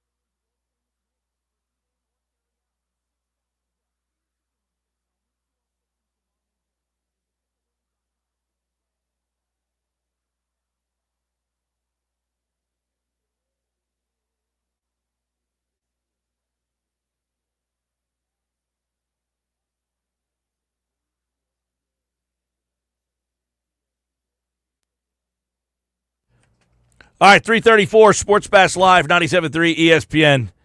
Mike McGarry threw a Bert Hooton reference earlier in the show today. I threw it to Josh. He didn't pick it up. Nope. It's unfortunate. Sorry, Mike, I don't know everything. 81 Dodgers. I bring him up because Yoshi Yamamoto is making his 6th career postseason start. A 1.21 ERA in his previous 4 postseason starts, dating back to last year. The only pitchers in Dodger history with 5 or fewer earned runs allowed in a 5-start span: Rich Hill, Oral Hershiser, Bert Hooton, Sandy Koufax, and Walker Buehler. I could have named all those guys except for Bert Hooton. If Walker Buehler was pitching tonight instead of Aaron Nola, would you feel better? 100% better. Wow. How about I'd that? be like, let's go. We're going to win this game. I would have worn a Phillies shirt or something today. I'm not sure if I'm going that far. However, I think Walker has got a little Oral Hershiser in him. He's got that little, like, I'm going to go out there and grind and fight and take it to you. hey, listen, I said I would have used Walker Buehler not because I think he's great, not because I think he's the savior, but because he has the pedigree of pitching in big games and coming up big in big moments. He had the save in the World Series last year against the Yankees. He was the guy who was on the mound when the series was closed out. He was the closer after he threw a gem in Game 5 and got the win. The fact that if this series ends and we don't have Ranger Suarez or Walker Buehler pitch a single pitch in this series, is going to be one of the greatest indictments of the Phillies in a long history of embarrassing losses. Well, let's go over to the Eagles, who play the Giants Thursday night on 97.3 ESPN. Nick Sirianni spoke earlier today about the little meeting that they had between A.J. Brown, Saquon Barkley, and Jalen Hurts. Nick Sirianni was not a part of the meeting, but what do they have to say? Here's Nick. Jalen, AJ, and Saquon met this week. I was just wondering your reaction to the three of them taking time to meet, and if, I know it's only been a few days, but if you've noticed any outcome of that meeting, either in practice or in the facility. Yeah, love the fact that we all get together and are looking for solutions to continue to get better. That's just not a coaching thing. That's just not a leaders on the football team. That's this team. That's the mindset of this team is how do we keep getting better, be playing our best football by the end of the year. And so you love that. You love that for, all the guys. And when I always say to the coaches, like anything we're preaching, we better be living ourselves. And then you have the same thing with when the captains on your team and the leaders of your football team are doing that, and just focusing on how we get better and take the next steps. That trickles down to everybody. That's my theory with coaches. That's my theory with the leaders of your football team. So everyone this isn't all that different than, last year going through these things as well. You buckle down, you find solutions, you find answers to the problems, and you work yourself to get better from that. That's what it's about. That's how you grow. That's a mental toughness thing. Obviously we're all going through that and trying to get better, and great, we get to play a game tomorrow. You don't have to sit with this loss that we had on Sunday for too long. We get to go out and play a game tomorrow, and we're really excited about that. We'll go to Ed and then Jeff McClain. Yeah, hi, Nick. Kevin talked about, how Monday the coaches were lucky if they got 2 to 3 hours of sleep. What's your approach to game planning on these short weeks? Do you streamline things a little, or do you keep it the same? Yeah, Ed, I don't think that benefits me to talk about that, going into this game. I will say, to be able to slightly answer your question, every game, you've heard me talk about this before, every game that has unique circumstances, you have plans for, whether that's a Thursday night game off of a short week, whether that's off a bye week, whether that's the second time you play an opponent, a division opponent, or in the playoffs for that matter. whether that's an international game, whether that's the first game of the year. The NFL gives you a lot of different schedules to play, because of the demand of the sport that we love so much. And so all of them have unique circumstances, and we follow, and through the years you develop plans through those circumstances and through these types of games, and you try to follow. And just because you have a process doesn't mean like after you go through that process, you don't say to yourself, hey, we could have done this a little bit better. We could have done that a little bit better. Ooh, I really like this. And so that's kind of where you get to with your plans on some of these unique games. Thank you. We'll go to Geoff and then Dave. Nick, why hasn't Jalen Hurts been more involved in the run game? Different weeks call for different things. I think you saw last week that, there's some plays that we had that, were RPO types that could be runs. But the guy, I think I kind of answered this earlier in the week. I don't remember with who. But the guys were open in the flat. So we were able to take those. So again, how do you go out and try to win every single game? Sometimes that's going to be, with running the ball. Sometimes it's going to be with passing the ball. And sometimes it's going to be with Jalen running the ball on planned runs. We know he'll get opportunities on scrambles, but it's always in our thought process with him. Always, as you asked me when, maybe he's run a lot. Like, are you worried? It's the other end of it, right? Are you worried that he's running too much? Well, we're always going to be safe with him as well, and think about that as well in moments where we are running them. So just because he hasn't had the planned carries doesn't mean they haven't actually been there for different circumstances. We've passed it. I guess to say too, there's some that he's handed off because we don't get the ability to run it on some of those. So it's hard to look at the stat and say he hasn't done this because it's still part of our offense and it's still part of what we do. It's just the numbers haven't been there for different circumstances throughout the first couple weeks. We'll go to Dave and then Tim. Hey, Nick, what has Brett Toth done to put himself in the position to be the next guy in at left guard this season? Great consistency by him through his time here. Brett's been here this longer than I've been here, and is just a reliable guy that can do multiple things and is good at multiple things. So he's consistent. He has ability to play multiple spots.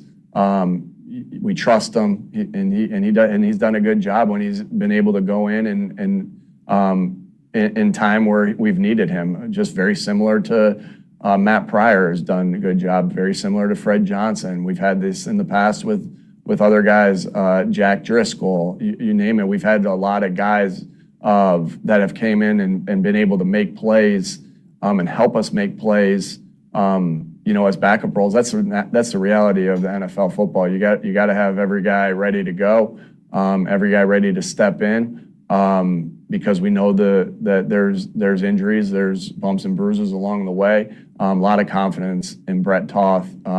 Think he's extremely tough, mentally, physically, extremely high football IQ of what he can see and diagnose. He's talented. There's a reason he's been with the Philadelphia Eagles as long as he's been with the Philadelphia Eagles.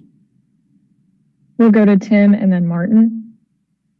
Nick, there's been some conversation around the fact that after that shot play between Jalen and AJ that they didn't communicate on the sidelines afterwards. Is that something that you're looking for those two specifically to improve in game? Is their communication? Obviously communication with all of us is so important to be able to talk, whether that's coaches to players, players to coaches, players to players. I would say, they do a good job talking and figuring things out, whether that's in the building, whether that's in a game, quarterback with the wide receivers, quarterback with the tight ends with the wide receivers. I think it's hard to look at one play in a game and say, oh, they didn't communicate after that. We are constantly in communication. We have meetings wide receivers, quarterbacks together, or quarterbacks with offensive line and running backs together. There's constant communication amongst the team, amongst the coaches, to be playing to be continuing to move up and play better football each week. And that's a big part of it. We have time for a couple more, so we'll go to Martin and finish with Brooks. Hey, Nick. Obviously going against a quarterback who's only played a couple games, Jackson Dart. What have you seen from him, and what are kind of like the challenges of, going against a guy you really haven't seen much of at all? Yeah, he's a playmaker. He has the ability to make plays, both with his legs and his arm. Watching his college tape, we all watched his college tape. Went through our due diligence there. He had a lot of really good college tape as well. Obviously, as him being drafted where he was drafted by the Giants. So a lot of respect for him and the player that he is, and that I know he'll keep getting better. A lot of respect for their coaches over there. I've worked with Brian Dable. I know how good of a football coach he is. It's taken the film that we have, whether that's, in college, whether that's in preseason, whether that's in the games that he's played, coming up with a plan for that and being ready to adjust like any game. But I got a lot of respect for him and what he's done early in his career. And, to say I'm surprised, I wouldn't say that, because, I saw a good football player when I watched him coming out. We'll finish with Brooks here. Hey, Nick, last week A.J. Brown was talking about how you have a routine of calling him on a Monday or videoing with him on a Monday. What's that relationship like? What do you get out of those meetings, and just kind of what's kind of your pursuit in that? My relationship with all the players is very important to me. I think that, being in constant communication with them about, hey, the game, their life, the messaging for the week, that I'm leaning towards getting their perspective on it. And that's not, obviously, talk to AJ a lot, and I think that I do that with a lot of our players. Obviously, I'd love to be able to do it with all 70. Obviously, that's not always realistic, but, to be able to have those one-on-ones, but you try to do that through the midst of a couple weeks with all the guys, because I know that you've heard me say this before. Together is so important, right? Tough detail together is so important. It's as you look at these teams that play late into the season, and you name the sport, it's always there's a common theme of like, man, we were just so close. I mean, we don't want to let each other down. Well, it starts, like I said earlier.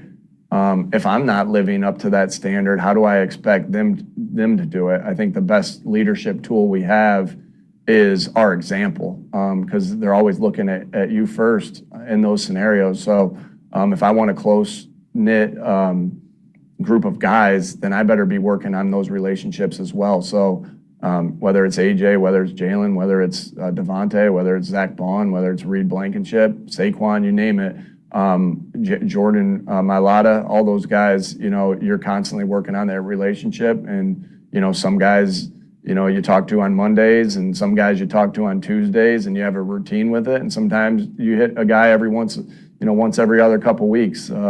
And that changes too. There's going to be guys that are going through stuff in their personal life that you want to reach out to and have conversations with as well. So I wouldn't say that's unique to just AJ.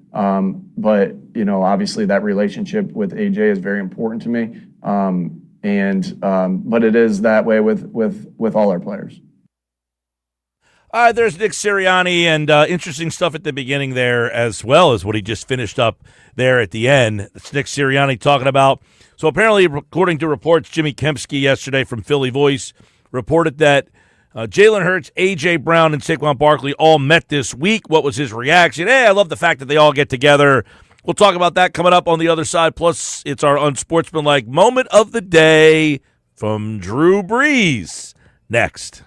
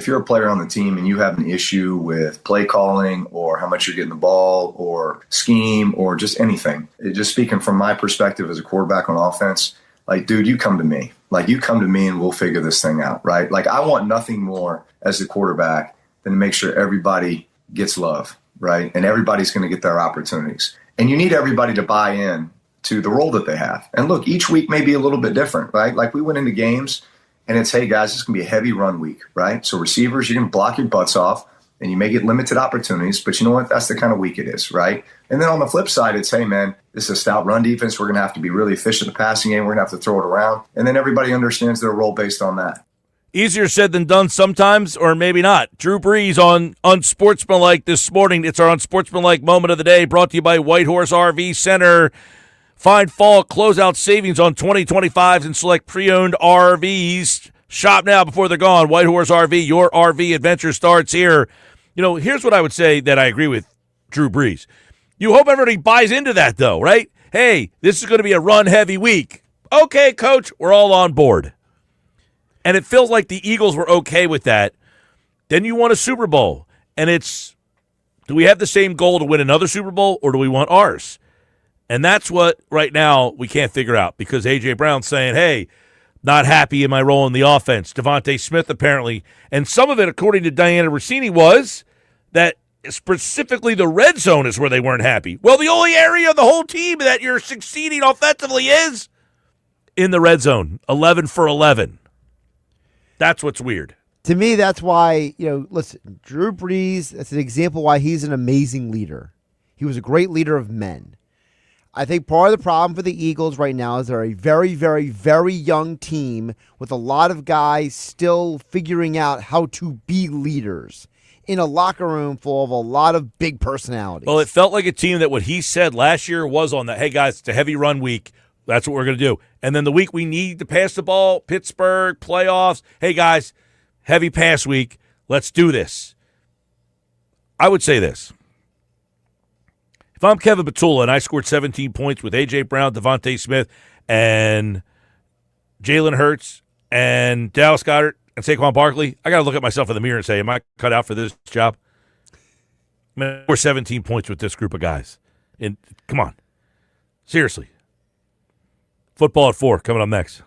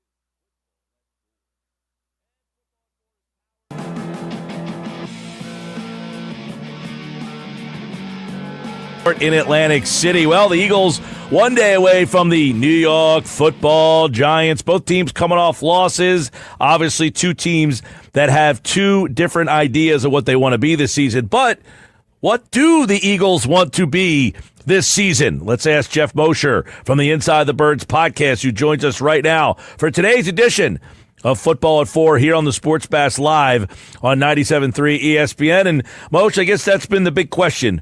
What do the Eagles want to be? We heard Nick Sirianni talking earlier today. He was asked about this big meeting between his star players, A.J. Brown, Saquon Barkley, Jalen Hurts. What do you think those guys discussed about what they want to be? That's a good question. As my colleague Jimmy Kempski at Philly Voice reported, Saquon Barkley was somewhat of the mediator in this. And it's kind of funny that he's the mediator, because really for the Eagles to get back to what they want to be, they've got to be able to run the ball more efficiently and effectively. It's mind-boggling to me that Saquon Barkley is averaging 3.1 yards per carry, and yet I believe he's top 4 or top 5 in the league in carries. So the opportunities, it's not like those have eluded him. It didn't last game when they just abandoned the run. But the opportunities have been there. It seems that he's been close at times. The Giants are a team that you got to be able to assert yourself against and run on and take a lead against. And that's what they're going to try to do in this game, Mike. I would imagine, I'm not saying they won't come out and try to throw the ball, but if we come out of this game and Saquon Barkley has not had a decent game, and even if the Eagles win, I think it's going to raise questions about the future.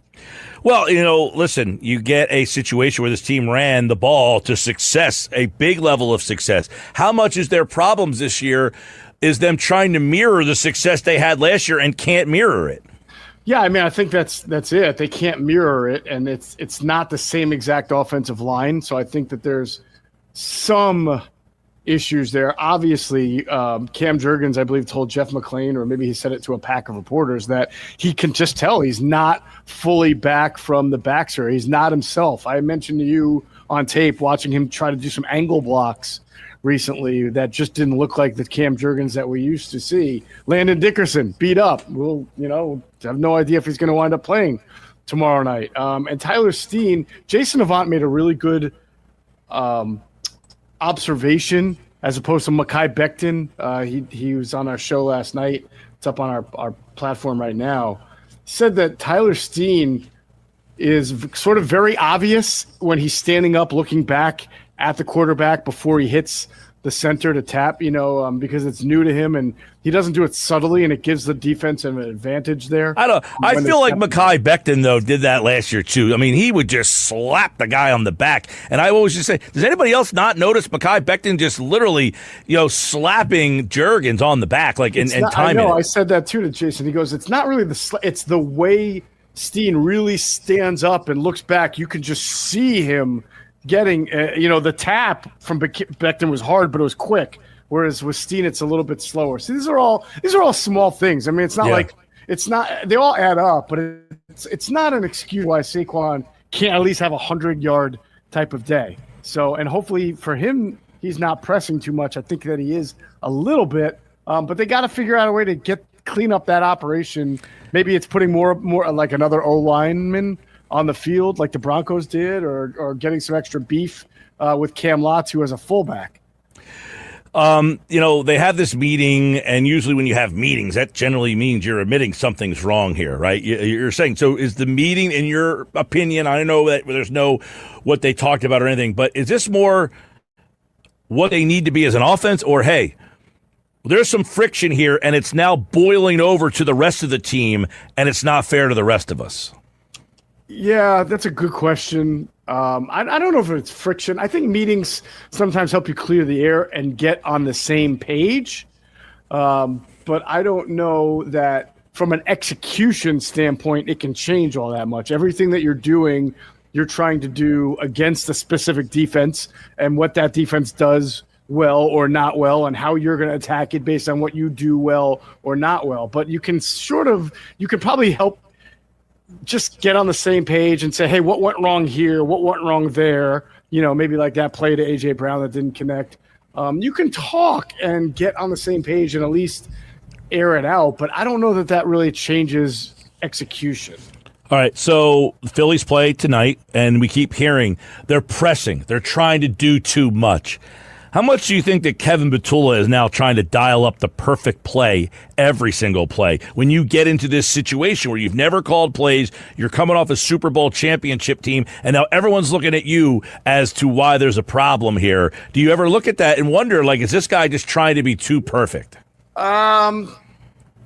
You're the first to kind of put that in my head. I'll be honest. I don't know that I don't know that it's trying to be too perfect as much as it is trying to marry the concepts that they do well together, which has eluded them, which is running the ball, having an intermediate passing game, having that set up of plays down the field, because they feel like they don't feel like they are a very feast or famine offense right now. They're hitting shot plays at times, but then there's no running game after it to support it. There's no intermediary game to support it or complement it, and there's no sequencing. There's no ability to call something on first down to set up what you're going to do on second down, and then something on second down to be able to set up what you want to do on third down, and then there's nothing that you can call right now in a game and try to set up later in a game as well. That's great sequencing. That's marrying concepts, and they're not able to do that, and I'm sure he's trying to find the right buttons to push to be able to do that.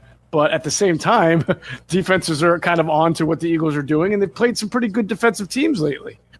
One thing that the Eagles have not done a lot this year is have Jalen Hurts be a part of the run game. In 2022, he ran the ball 165 times in 15 games, 760 yards, 13 touchdowns.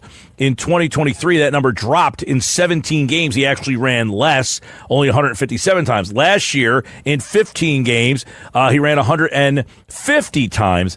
This year, he's got 43 carries in 5 games. It seems that he is not a big part of he's not more involved in the run game. Do you see that, and do you see as that being what teams are seeing, and because he's not a part of it, it's really suffocating the actual run game?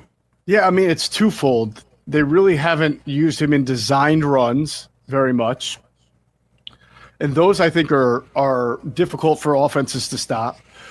And then the scrambling element has kind of been there and then not there. He had the big 29-yard run against the Bucs, helps him set up a touchdown.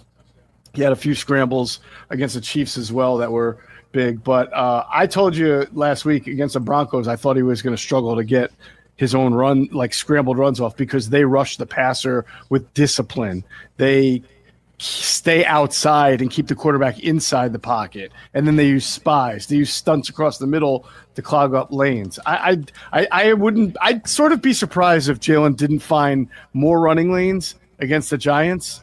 And I think that they probably will make more of a concerted effort now to use him as a runner, just to keep the defenses from kind of knowing what they want to do. Geoff Mosher from the Inside the Birds podcast and PhillyVoice.com, Football at 4. Let's talk about the Giants and their role in all this. Is this the right defense to get right on in a short week? You're playing the Giants, a team that's not very good, but do they have a defense that can continue to frustrate this offense? Yeah, they do. I think it's really important that the Eagles start off fast. It's no surprise that the game the Giants won against the Chargers, they were up 10-0 in that game. They got a field goal. They got a dart touchdown run. And they have the type of pass rush with Brian Burns and Dexter Lawrence, Thibodeau, Abdul Carter, where if they're ever in a lead and they can kind of give themselves the flexibility to tee off on the quarterback and try some interesting maneuvers in the pass rush game, they could be pretty good at it. And overall, I think their defense has some good players, but the offense has kind of hamstrung them with turnovers or just being lethargic when Russell Wilson was the quarterback. So I think it would be really helpful if the Eagles, and obviously you're trying to score every possession anyway, but if the Eagles can get ahead early and not let the Giants sort of have the ability to get that pass rush going, and you're always on your heels, right, because you're getting driven back, that would really be a benefit, which means the Eagles would have to, with a really good offensive plan. And again, I think that comes back to being able to run the football and stay ahead of the sticks.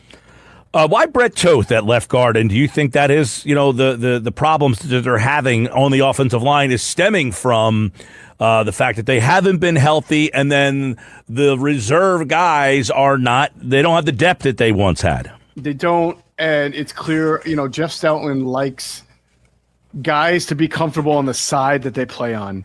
So Matt Pryor has played at every single position except center in the NFL, but you'll see here he's only going to play right guard, maybe right tackle. And now you're seeing with Brett Toth, if everybody is healthy and then the right guard came out, let's say it was Steen, Pryor would go in, not Toth, because Toth is a left side player. Same thing with Fred Johnson. They wanted to be left tackle. They don't want to be the right tackle. I think Pryor came in and played right tackle at one point this year instead of Fred Johnson. And remember that game? And then they took not Pryor very out well. Immediately. Right. Yeah, it didn't go well. So that's Jeff Stoutland philosophy. I'm not here telling you that I think it's the right one or the wrong one. That's just what his philosophy is. All right, Jeff Mosher, let's take a look at the Eagles defense because they're not absolved of all the sins here. And, this week, let's start with the pass rush. Not a lot of sacks, but does that mean they don't have a good pass rush? How do you see what their pass rush has been up to this point? I don't think it's been bad. I think, there have been some stretches. Stafford had some time to throw. Certainly Nick's made some plays, although Nick's used his athleticism to buy some time. But what they lack, to me, Mike, is a killer. Like a guy like a Myles Garrett, or even like what Josh Sweat brought to them last year, or Milton Williams brought to them last year. They've got some good pass rush out of Zadarius Smith, out of Azeez Ojulari last week, obviously, out of Carter at times, out of Jordan Davis at times, out of Jomo at times, but not with the consistency that you saw Sweat and Williams just dominate last year. It seems like the collective sum has been pretty good, but the individual parts, no one's really jumping out as a guy who's just winning one-on-one all the time and really just causing havoc for an offensive lineman. So in the grand scheme of things here, defensively, last week you saw Quinyon Mitchell. He's kind of been the anchor out there, but it appeared that the Broncos kind of went after him with those back shoulder throws. And is that something that if you're these other teams down the road here, is that something you want to try to do now against Quinyon Mitchell, is get these one-on-one back shoulder opportunities? Because that was a big weakness in the second half of that game. You hate to say it. Well, yeah, I mean, it's hard to call a back shoulder catch a weakness of the cornerback because you're there, right? I mean, the whole point of a back shoulder throw is to only throw it where your receiver can catch it or it goes out of bounds. Or if you do it inbounds, it's away from the coverage side. So I've watched the tape. I've talked to Greg Cosell. He's broke it down. It's not like Quinyon Mitchell had a bad game because he was blown away in coverage. He was there. There were just some really good throws made against him in this game. And, sometimes you're going to win those. Sometimes you're going to lose those. It was just last week where he was making like a diving pass breakup against, I think, Chris Godwin, right, along the right sideline, where he's jarring the ball out of Godwin's hands as he's middle of the air. So I don't think it was just jarring to hear that, Bo Nix in the first three quarters was 1 for 12 on throws 10 yards or more. And then after that, he is 4 for 4, and they're all directed right at you. And it's like, hey, we found something here that we found a weakness in this guy. It's the Drago. He, look, he does bleed, so that was one concern you got coming out after looking at some of those numbers. Man, 4 for 4 in the fourth quarter on throws 10 or more. And it was all to Cortland Sutton, just kind of one-on-one in him. Yeah, and the best quarterbacks in this league, Mike, are going to not allow the defense to take a half football field away. If they believe in their guy, the way Stafford believes in Nakua or Williams, the way Mayfield clearly believes in Egbuka and Godwin, they're going to, and the way Nix believes in Sutton, they're going to take their shots when they have shots, even against Quinyon Mitchell. I mean, Sauce Gardner gets tested, Patrick Surtain, right? He got tested by A.J. Brown, gave up a few, not like a few underneath stuff, but Jalen Hurts trusts A.J. Brown and is going to throw to him no matter who's in coverage. So that's inevitably going to lead a guy to get beat every once in a while. I have zero concern about Quinyon Mitchell. Nakobe Dean could be back this week. Jeff Mosher, factor, not a factor. What happens here? I'd be very interested to see what they do the way Vic left it up in the air. I mean, he has not had a real actual full participant in practice because he wasn't a full participant at all last week. And this week is nothing but walkthroughs, right? So I think it's a little bit risky to kind of throw him out there onto the field, even in a limited capacity when he hasn't actually practiced in a real full capacity. But it's not like he's a rookie or a second-year player, and maybe there's some kind of role that he can play on sub packages. We'll see. But it would be more, to me, feasible to have him ready to play the following week when they play. What is it, the Vikings next week? I don't even remember. Is that who it is? Giants, Vikings, Giants. Yeah, that would, to me, make more sense, but we'll see what they do. Geoff Mosher from the Inside the Birds podcast. The Giants, let's talk a little bit about the game itself in terms of, is this a dangerous opponent or is this just what the doctor ordered? Well, I accurately predicted them to lose to the Saints, even though they beat the Chargers, because I felt like that was sort of the flash in the pan victory that you get with your new quarterback. And then they're up 14. I think they were up 14-3 on the Saints, and they lost 26-14. So, in the grand scheme of things, they're still the Giants, right? I mean, they've got no Malik Neighbors. Darius Slayton will be out for this game, so I have no idea who Jackson Dart plans to throw the ball to. I mean, he's established a nice little rapport with the tight end, Theo Johnson. But I really can't be too concerned with what the Giants are going to do offensively. Again, I think this is a good get-right game for the Eagles defense if it needs it. And, yes, Andrew Thomas is back for the Giants, so they're probably a little bit better at running the ball and protecting the QB. But they just don't have a whole lot of weapons. I mean, if the Eagles defense struggles in this game, that's an indictment. Well, I'd say it right now, as you say this, I'm thinking to myself, if anybody out there is worried about this game, then you got big picture problems. Because this is a team that a Super Bowl contending team should have no problems with. Right. In fact, I think this will be one of the games that if the Eagles, for whatever reason, struggle and only win by 7-10, I think the fans will not be happy about that. I could see that happening. We only won, 24-17. They shouldn't have given up 17 points against this Giants team. Right. But something like that. They might have a point about that. This Giants team is not good. You lost to the Saints, so we'll see it all unfold. The game is right here on 97.3 ESPN. The opening line, 7.5 Philadelphia. It opened up at over under 42.5. That has now dropped to 41.5. So not a lot of points. It feels like the Eagles offense not getting respected by the Vegas people as well. So we'll see it all unfold. Geoff Mosher from the Inside the Birds podcast, InsideTheBirds.com. PhillyVoice.com. Make sure you follow Geoff and all his work over at Philly Voice as well. I've heard this series has had a lot of fun games in it in the past. We'll see if Thursday night shakes out the same way, man. We'll talk to you next week. All right, my friend. I think the Eagles would like to win this one without any miracles.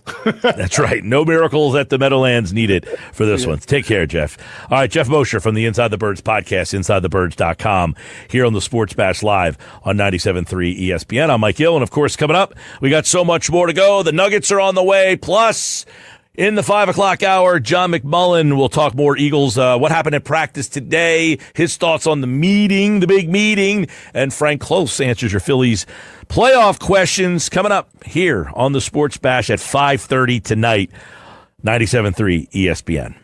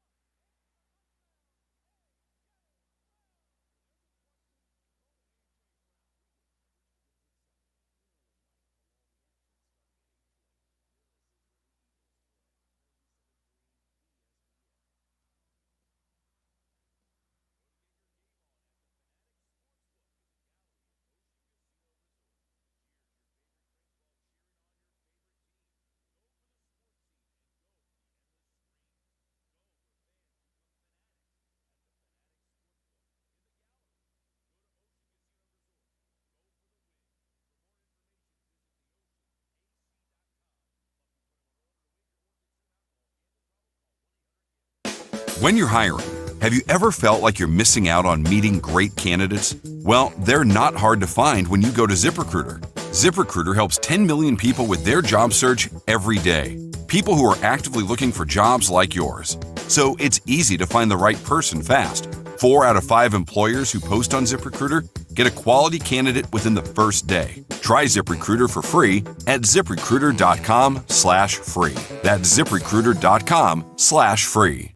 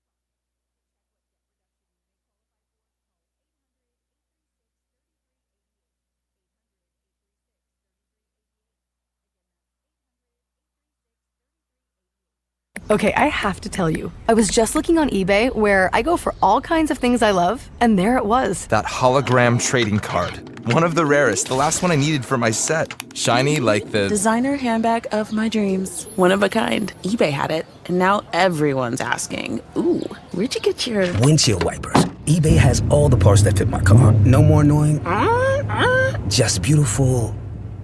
Millions of finds, each with a story. eBay. Things people love.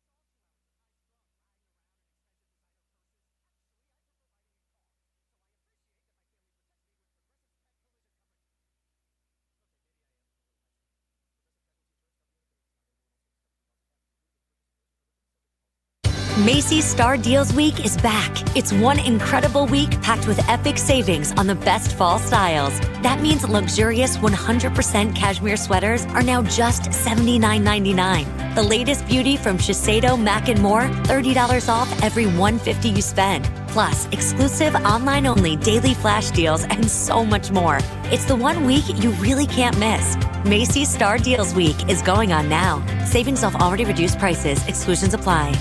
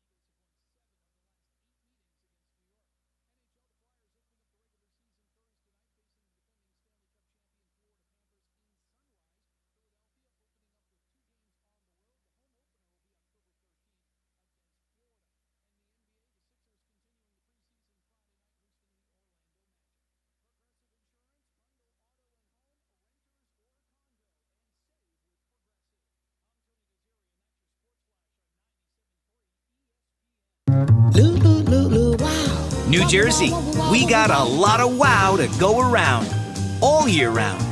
Loop-de-loop wows. Face-to-face with a hippo wows. Catch of the day wows. And catching a wave wows. It's one wow after another here, any time of year. Find your wow at visitnj.org. New Jersey, little state, lot of wow.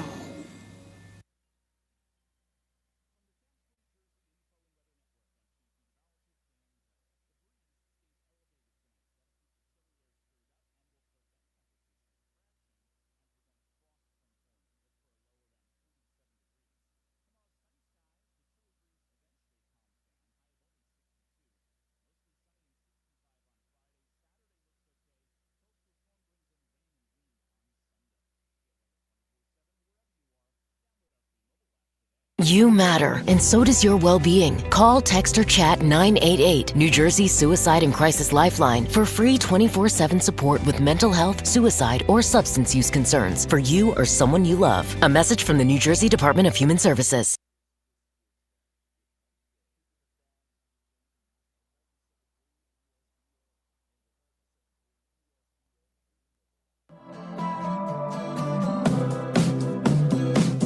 All right, welcome back. Sports Bash Live, 97.3 ESPN. Phillies and Dodgers, Game 3 tonight. We're hoping for a much better result. Of course, the Phillies and the Dodgers can be listened to right here on 97.3 ESPN. First pitch at 9:08. The coverage starts at 8:30.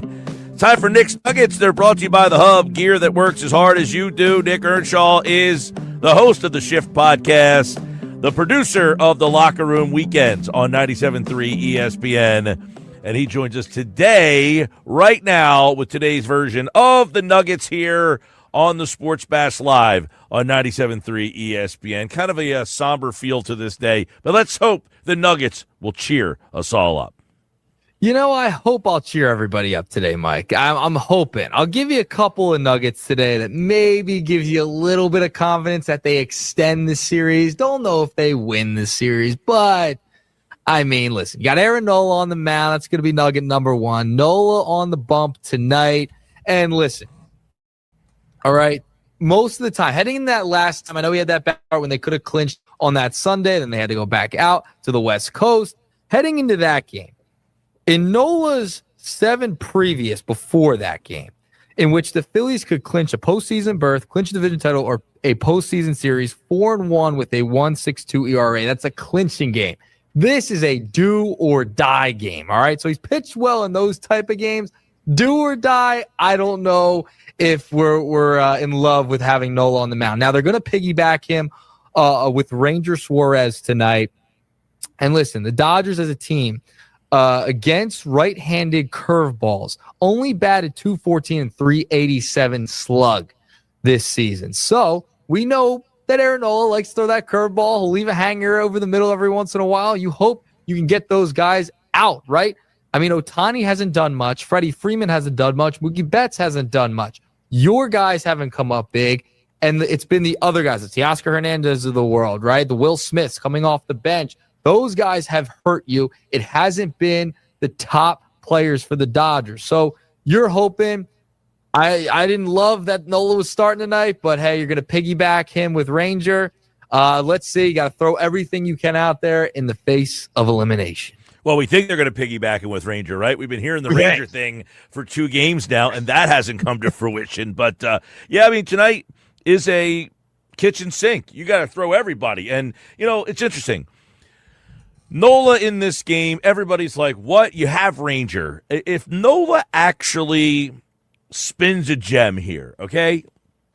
He's done it in the past. There's been many times we've been on the Nola-Coaster. I'm not sitting here telling you this is what I would do. But I will say, if you can get through this game with Nola giving you a good game, and let's say you win 7-5. Now, the problem is you're facing Yamamoto, and I don't know that you're getting 7 runs. But let's just say you win a game where your offense is on the road. Maybe they relax a little bit more, and they do give you a little life. Now you have big questions. Do you go with Sanchez in Game 4 the next night and then Ranger in Game 5 with the closeout? Like, now all of a sudden you feel pretty good about the possibilities of your two guys. You also have Luzardo that you could flip into a bullpen situation. So you have now – see, that's the one difference I think in this series. The Dodgers have so many more options because their starters profile as bullpen guys as well. So you have Sheehan, who's gone to the bullpen and really pitched well for them. You have Glass now, who gave them great innings in Game 1. You have Sasaki. Those three guys are starting pitchers that have added depth to their bullpen, which was a big weakness for them. You didn't have the depth of Nola going to the bullpen, Taijuan Walker going to the those guys aren't helping you out. So Nola now starting, you haven't used Ranger, and he's really the only other starter. So the bullpen depth that the Dodgers obtained because of this being and look, I said this yesterday, I'll say it again. You don't need 12 pitchers in a 5-game series with 3 days off.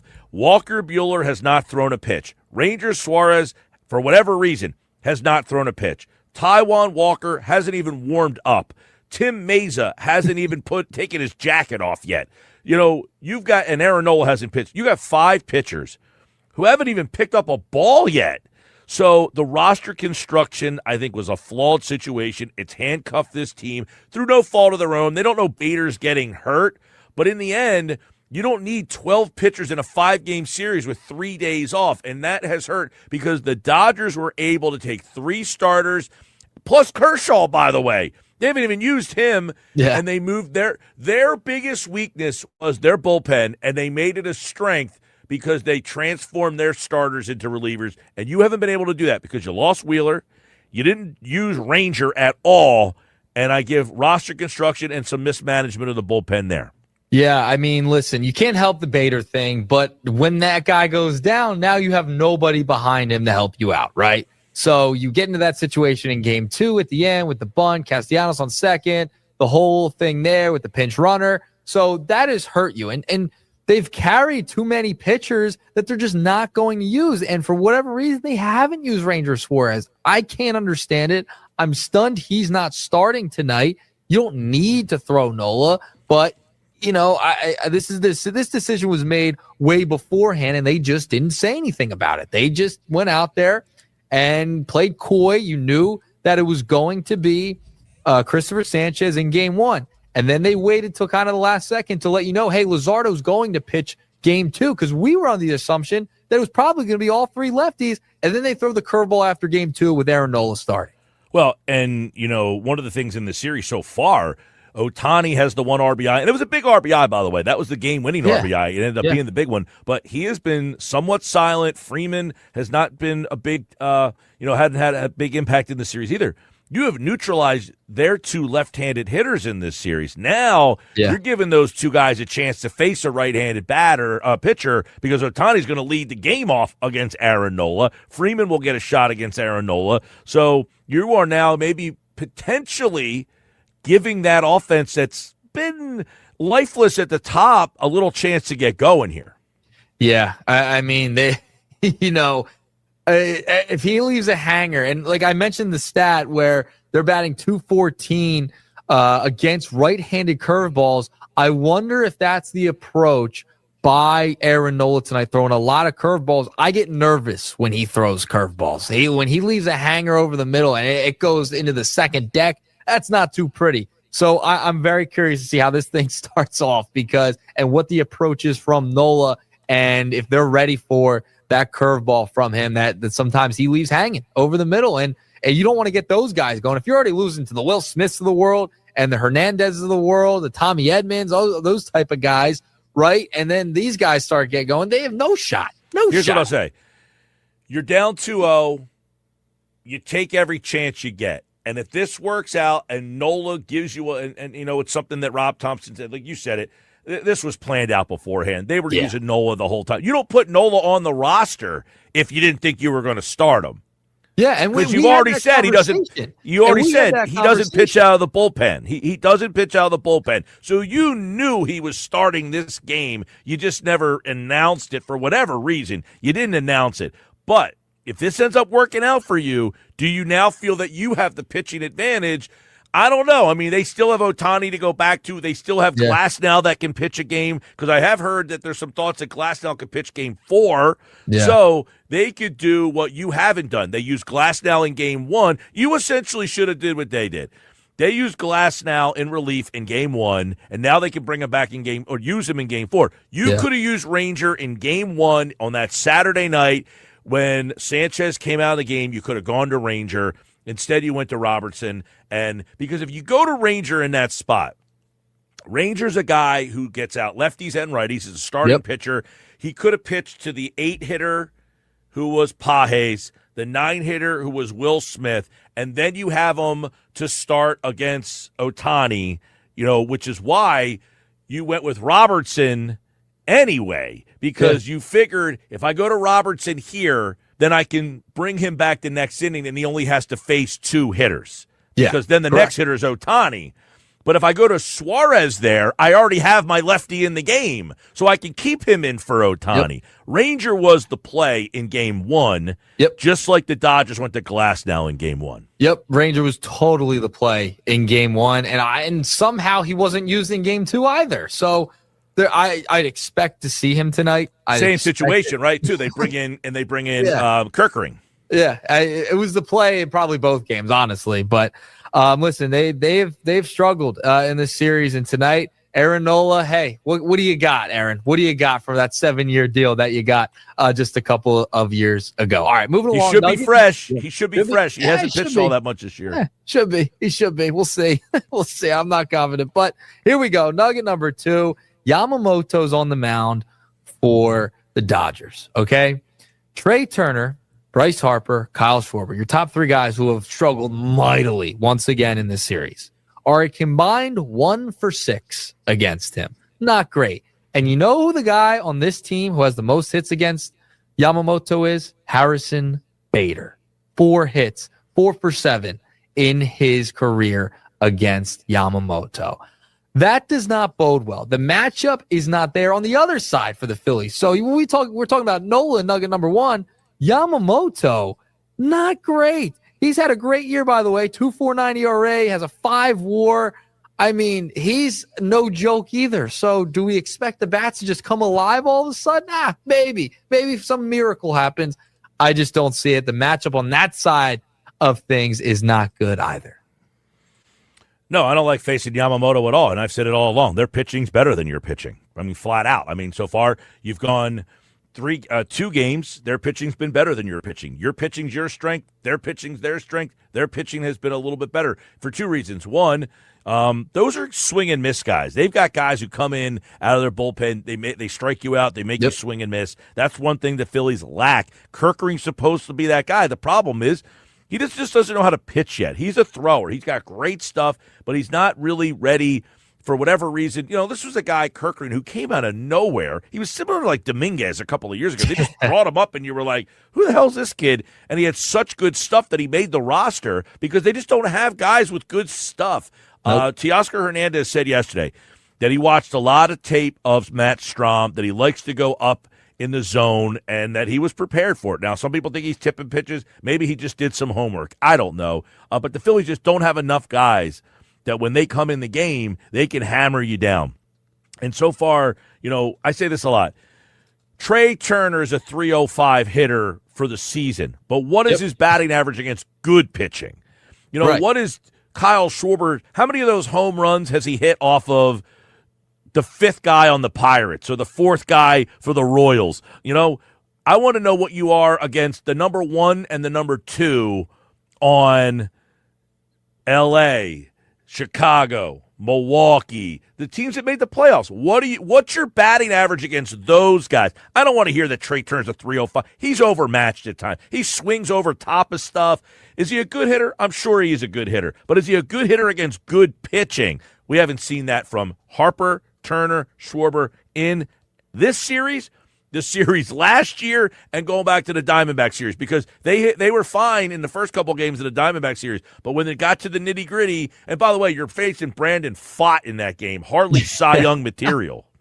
I know. Listen, this has been the same story over and over again, And now they're facing the defending World Series champs, right? Like you went up against the Diamondbacks a couple years ago. You faltered at home there. You played the Mets. You faltered as well against them. And then you get the Dodgers. You get 2 games at home to start. You get an entire week off, and you come out flat.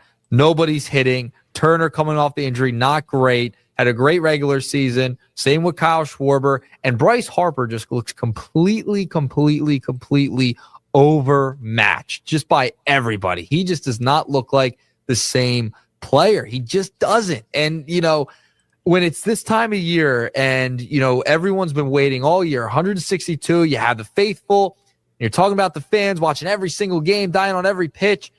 I mean, something's got to give at some point, but it feels like this is the year they go backwards by getting swept. That's what it feels like. Hey, listen, all good things must come to an end. The problem with this good thing is it never hit the apex moment for you. You never got yet, anyway. Don't say that who knows what happens in this series, but you never have gotten the euphoria from this group. You had, you were right there. You were right. You've been right there. Can they flip the switch and get 3 here? And by the way, you know what it feels like? If they got 3, you would feel like, oh my God, they got 3, and then you get swept by the Brewers. Yep. Yeah, right. Exactly. Doesn't it feel like that could be like the other script? Yeah, that'll be the other one, right? Where they get swept by Milwaukee. But that is what it is. Phillies back tonight. Late start, by the way. Not after 9 o'clock tonight, Mike. Yeah, not feeling it. Not feeling it. Not loving that. All right. Moving along. Final nugget. We got to talk about the meeting. The big meeting of Jalen Hurts, Saquon Barkley, and A.J. Brown. Now, none of those guys are really giving details as to what the meeting entailed, but it's happened after the first 5 games, right? We all know the stuff going on with A.J. Brown. I mean, Saquon Barkley hasn't gotten going either, and they went totally away from him against the Denver Broncos. So they finally meet. They talk about, I guess, where the offense is going and trying to get on the same page. But they're kind of tight-lipped about it when they're talking to reporters. And Saquon said, quote, "I would definitely say it wasn't like a players meeting," which was interesting, Mike. Yeah, my read on this would be that this was, hey, whatever something's going on between us 3, we need to let it go or, clear the air out because us are affecting the rest of this team and it's not fair to them. Right, our defense is playing their ass off, and unfortunately, we're putting them on the field too much. We're talking about targets and carries, and it's all centered. Now, we're the stars of the team. It's going to come down to us, but let's just air our differences out here, get it out in the open. And I don't think this was like, hey, that pitch play worked. Why don't we do that more? I don't know. This was a dissection of why the offense isn't working. Yeah. You see that tape that just came out from inside the NFL. Where they scored the touchdown, and it's Saquon saying that play wasn't even in the playbook. So that's a problem, right? If they're going off script and running their own stuff, that brings up even more questions. I believe it was Saquon after the game said it was Jalen who came up with that play and drew that up. Right, exactly. But if you watch the video of inside the NFL, Saquon is on the bench saying that play wasn't even in the playbook that they scored the touchdown on. Yep. So who called it? It's Jalen. Right, that's going off script. Yeah, it's not a great thing when your quarterback's drawing up plays like it's junkyard football in the backyard, right? And then you score a touchdown on it, and the guy and the stuff you're working on all week isn't working. So, I think you're right. I think this was a meeting where it was just trying to get back on the same page. Like, we got to put our egos aside here real quick. That's what I take away from it. The way they've described it, and from that quote from Saquon, is what it seems like. It's like egos aside. Let's get on the same page just as human beings and as teammates first before we dive into the X's and O's, because we know that has to be fixed as well. Well, listen, and do we want to be remembered? Do we want to be great? Do we want to be special? Right. And if that's the case, we got to win back-to-back Super Bowls. And we have the team, we have the roster to do it. I contend that I don't know if you're the play caller for this team, and I'm not sitting here ready to say you got to fire the offensive coordinator. I get it. You got to work yourself into this role. It's not, you just don't. But look what's going on in Detroit. They had a new play caller the first week. Everyone's like, whoa, Ben Johnson's not there. They seem to be okay right now. Yeah. If you're the play caller, you go home at night and you look at yourself in the mirror, you say, how do I score 17 points with the offense of talent that they've handed me here? Am I doing my job? I think he's got to take a long look at himself right now and wonder if I'm doing the best I can. And I think one of their problems is they ran for 2,000 yards last year. They were a run-first team. The offensive line is not the same. So they are trying to marry what they did last year and bring it back for their first anniversary party here. Yeah. And guess what? You got to evolve the relationship, man. You can't keep doing the same thing because you're trying to be what you were last year and you're not. So now you have to figure out who you are. And this week you went totally the other way and got away with what you did. And that didn't work. You got to somewhere find it in the middle, get some middle ground here. You got to talk to your partner there and see how they're feeling. Hey, what do we think working? Because listen, whatever I'm doing, if I'm the play caller, I got 17 points. That's not good enough. So I need to be a better partner here. Yeah, I mean, with the amount of talent that this team has at every skill position on offense, they got to find a way to balance it. I mean, they just have to. When you have guys like A.J. Brown, Saquon, Devontae. Yeah, it is absolutely like you couldn't explain to somebody, look at the guys I have on this offense and say, I got 17 points from this group. How does that even happen? It's perplexing.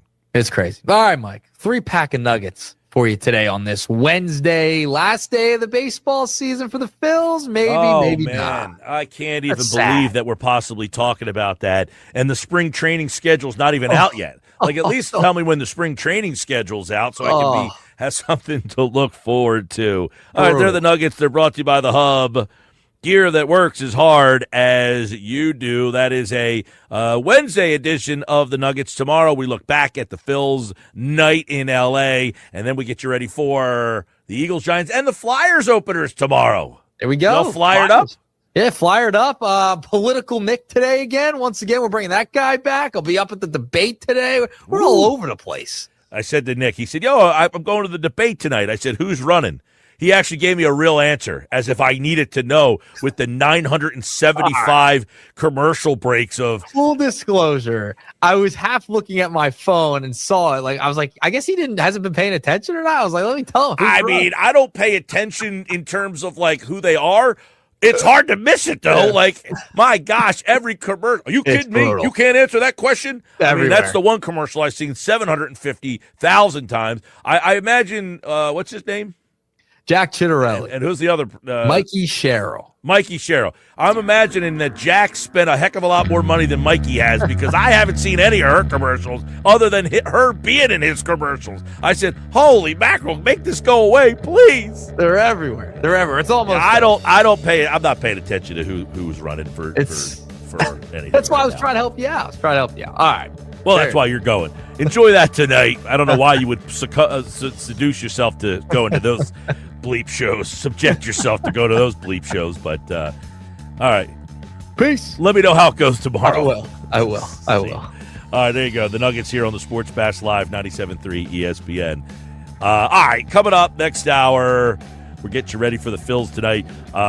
Also, Flyers do play tomorrow. Probably going to have to talk to our boy Durso sometime I don't know how where do we fit Durso in on a Phillies recap day, an Eagles preview? Did the Flyers get any love?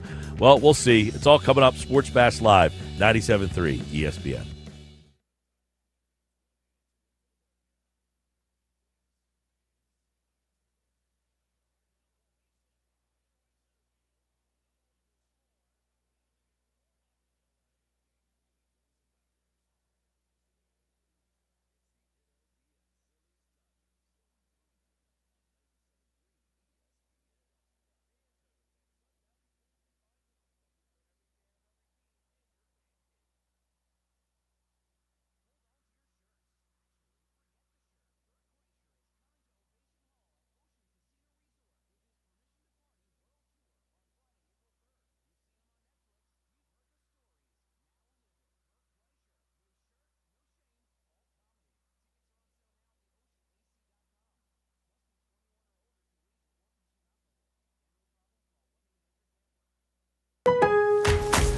Member Week is back at Lowe's with big savings for pros. Now through October 15th, My Lowe's Pro Rewards members get up to 40% off hundreds of items like paint, tools, building materials, and more. Plus, get free standard shipping. Shop these exclusive member-only savings before they're gone.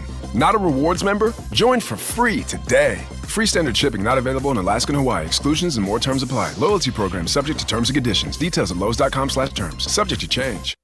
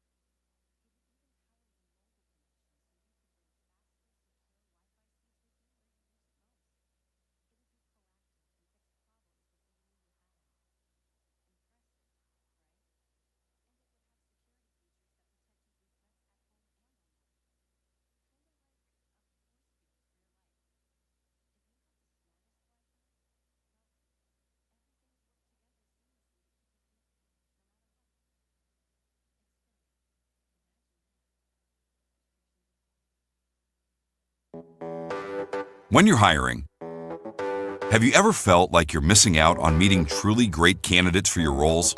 It seems impossible to find them, but they have to be out there somewhere, right? Well, they're not hard to find when you know where to go, and that place is ZipRecruiter. And right now, you can try ZipRecruiter for free.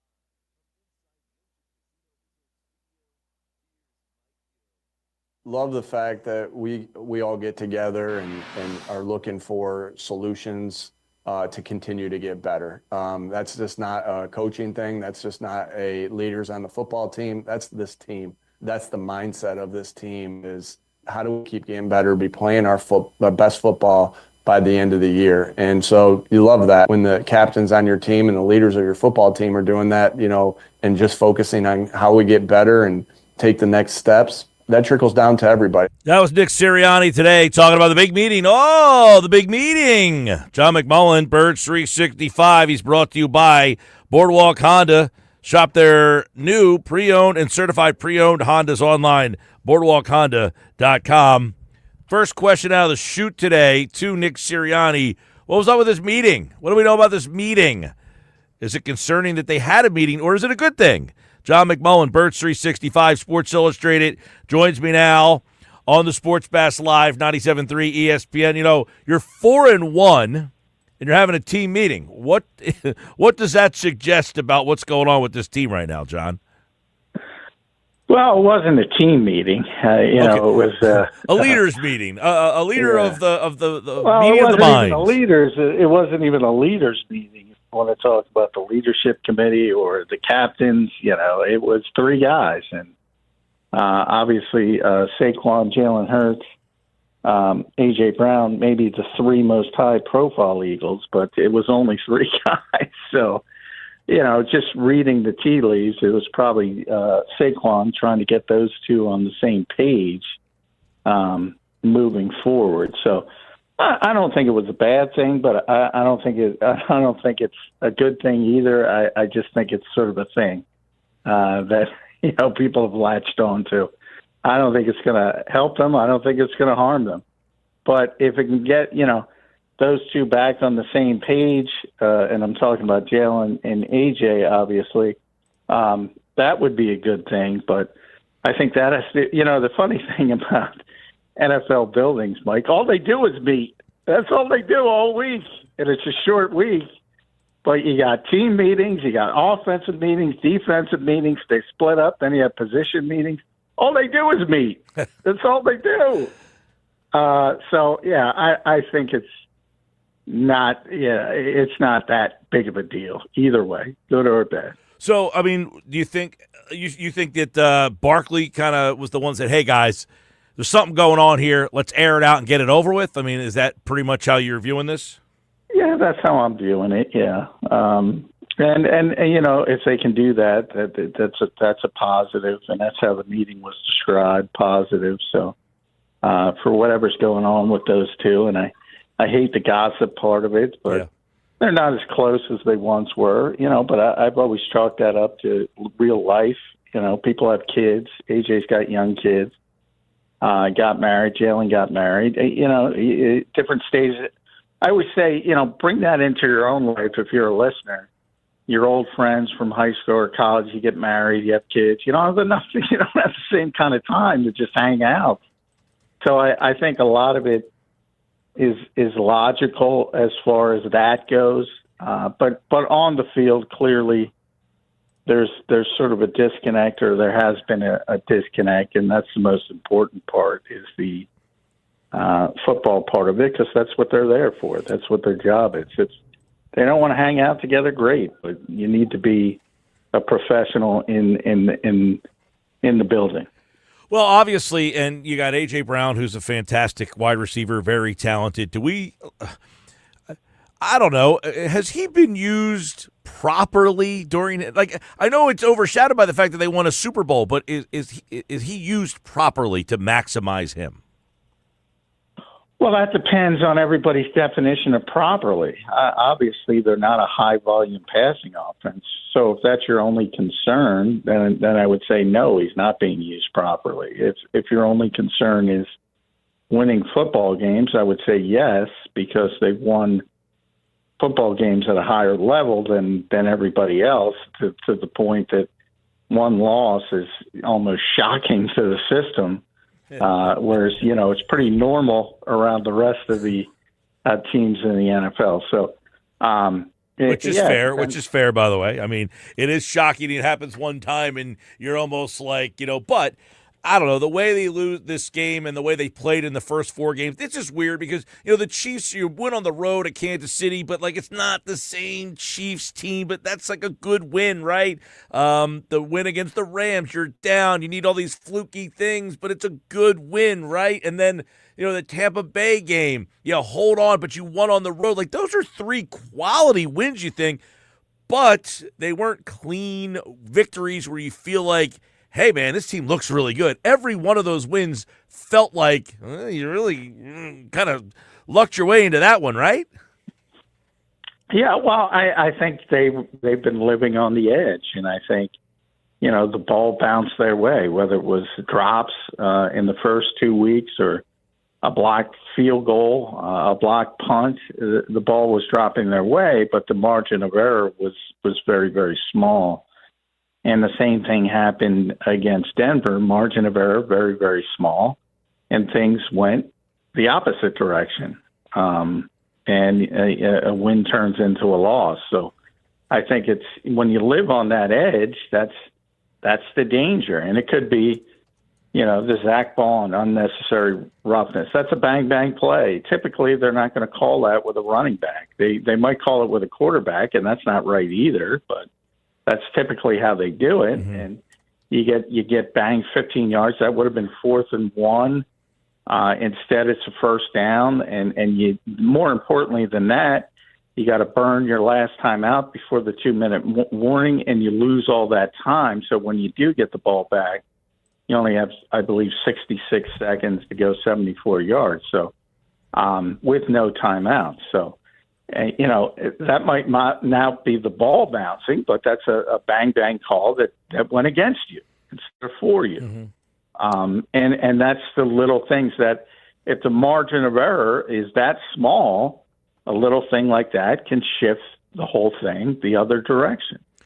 We asked John McMullen, Birds 365. I was a guest on that very program this morning, and I said on your show, if I'm the offensive coordinator with all the talent I have here, and I look at myself in the mirror and say, how the hell did I only score 17 points with this level of talent? Is that a valid question?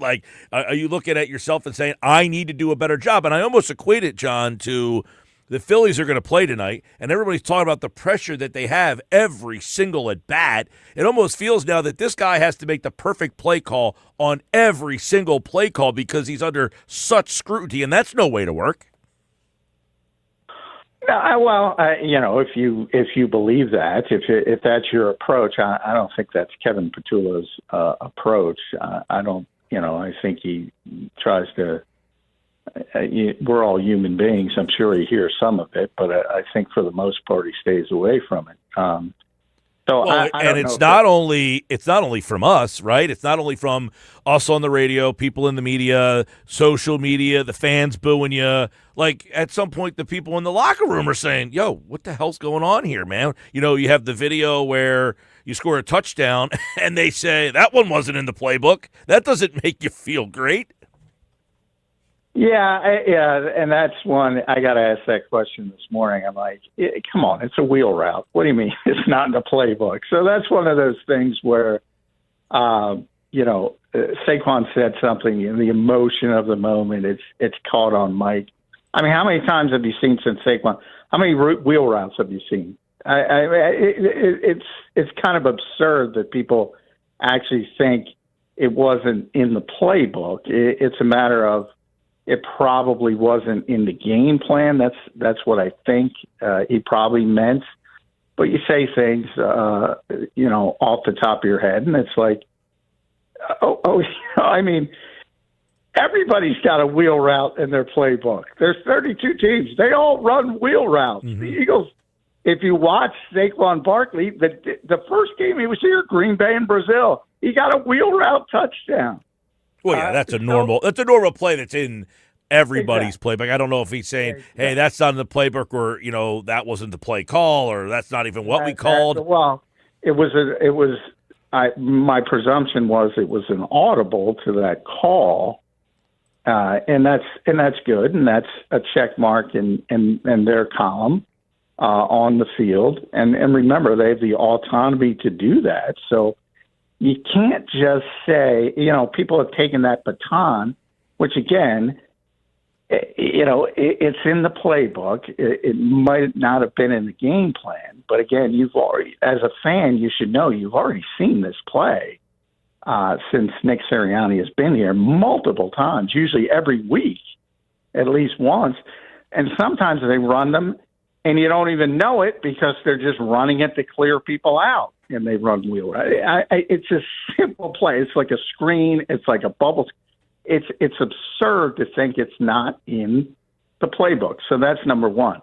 But number two, then the assumption is, oh, well, when Jalen calls the plays, they do great. When Kevin doesn't, well, you have the autonomy on other plays to move stuff around. So you can't just say, oh, this play worked, and then I heard something in the motion of the moment, and I'm translating that to a bigger thing. So it's kind of absurd, but I get where it's going. People think it, and you're swimming upstream to try to explain that it doesn't make any sense at the basic level. Well, John McMullen's our guest here from Birds 365. Of course, the Eagles getting ready to take on the Giants, and this offense, which obviously got out to a fast start in a couple of games, and then has kind of hit the brakes in some of these things here. We talk about what's your identity. They don't seem to have one. What should this team's identity be? Are they trying to mirror the identity of last year's team and they just aren't able to do so? Should this team be more of a team that leans on A.J. Brown and Devontae Smith?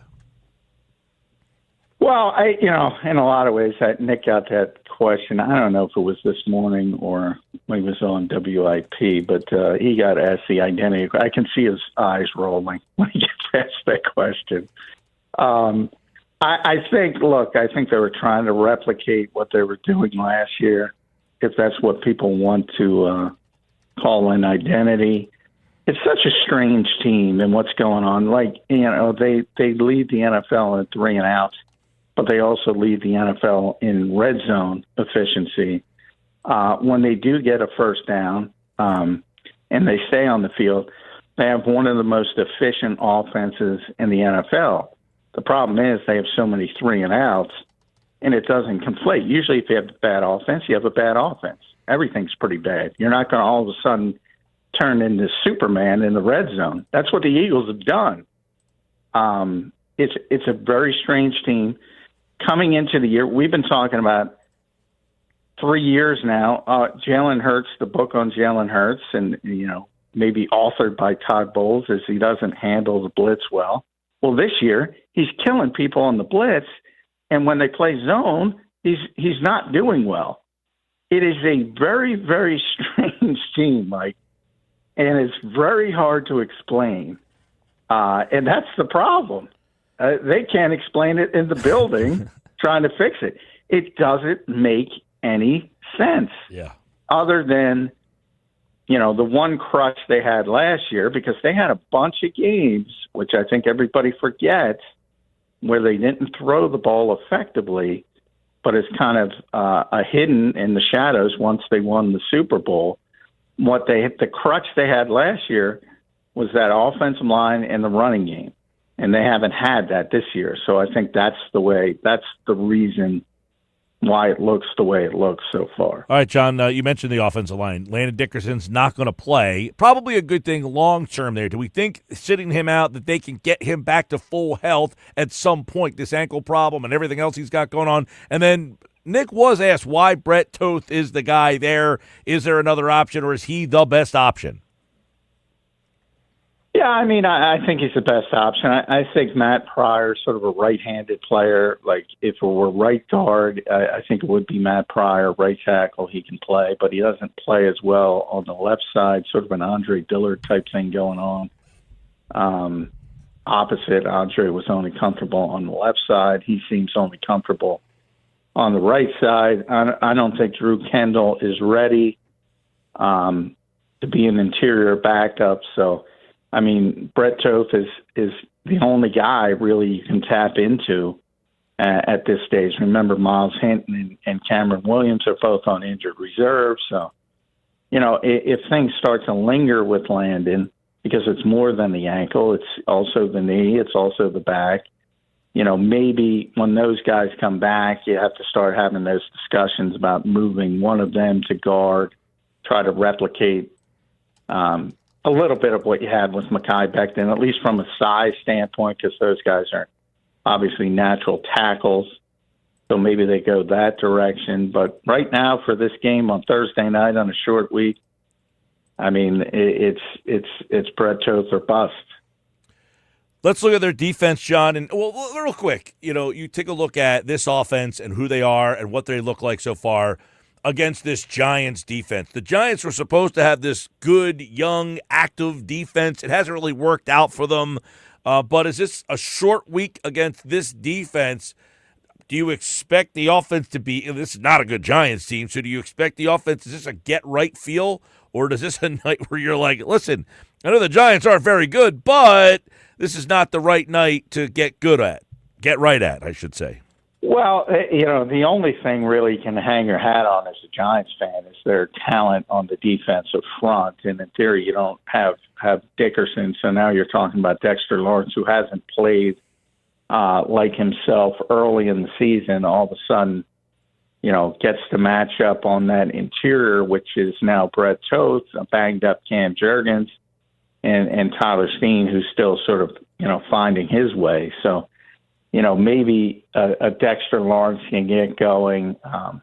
Brian Burns is really the only edge rusher that they have, that all the talent that is getting home to this point. But I think he's got 5 sacks, so that's pretty impressive. Carter's gotten a lot of pressures, but he hasn't gotten home. Thibodeau is there as well. So, if they create pressure, that's going to make it difficult for the offense to look consistent. And my thought process is, because of the way the Eagles have started, that you're going to start to see less blitzing, especially if you can get home with 4, and more zone coverage, because Jalen is struggling throwing it into zone coverage right now. So that's my guess of what the Giants will do, but they're not very good. And the problem is offensively. So even if they have a good defensive day and you hold the Eagles to 20 or something points, how are they going to score more than that? That's just basically unfathomable without Malik Neighbors and Russell Wilson playing. So yeah, their offense stinks. They're really bad. The defense from the Eagles obviously has been very good for most of the year. They had a rough fourth quarter. Do you take anything from that fourth quarter and say, you know what, there's something there that other teams can watch on film and exploit, or not really? I don't know. Basically what they did is just throw the ball to Courtland Sutton. And, if you have that type of receiver who can go get 50-50 balls, maybe you found something. But teams are not going to build an offense on back shoulder throws and 50-50 balls. They're nice when they happen, and they're nice in a desperation type situation, like you're down 2 touchdowns and trying to claw your way back. But it's not really something you build an offense on. And you got to tip your cap to Sutton for dominating that fourth quarter. But I don't think anybody looks at that and says, hey, let's build an offense on back shoulder throws, because that's not going to work. Well, John, much like the offensive issues, they've had some interior line problems with the guard spots. Are we a little disappointed with what the Eagles are getting from their interior line? With Jalen Carter, obviously doesn't seem to be right there. What is Ojomo? Jordan Davis has been solid. I don't know if you look at that group, though. Is that something that you take a closer look at?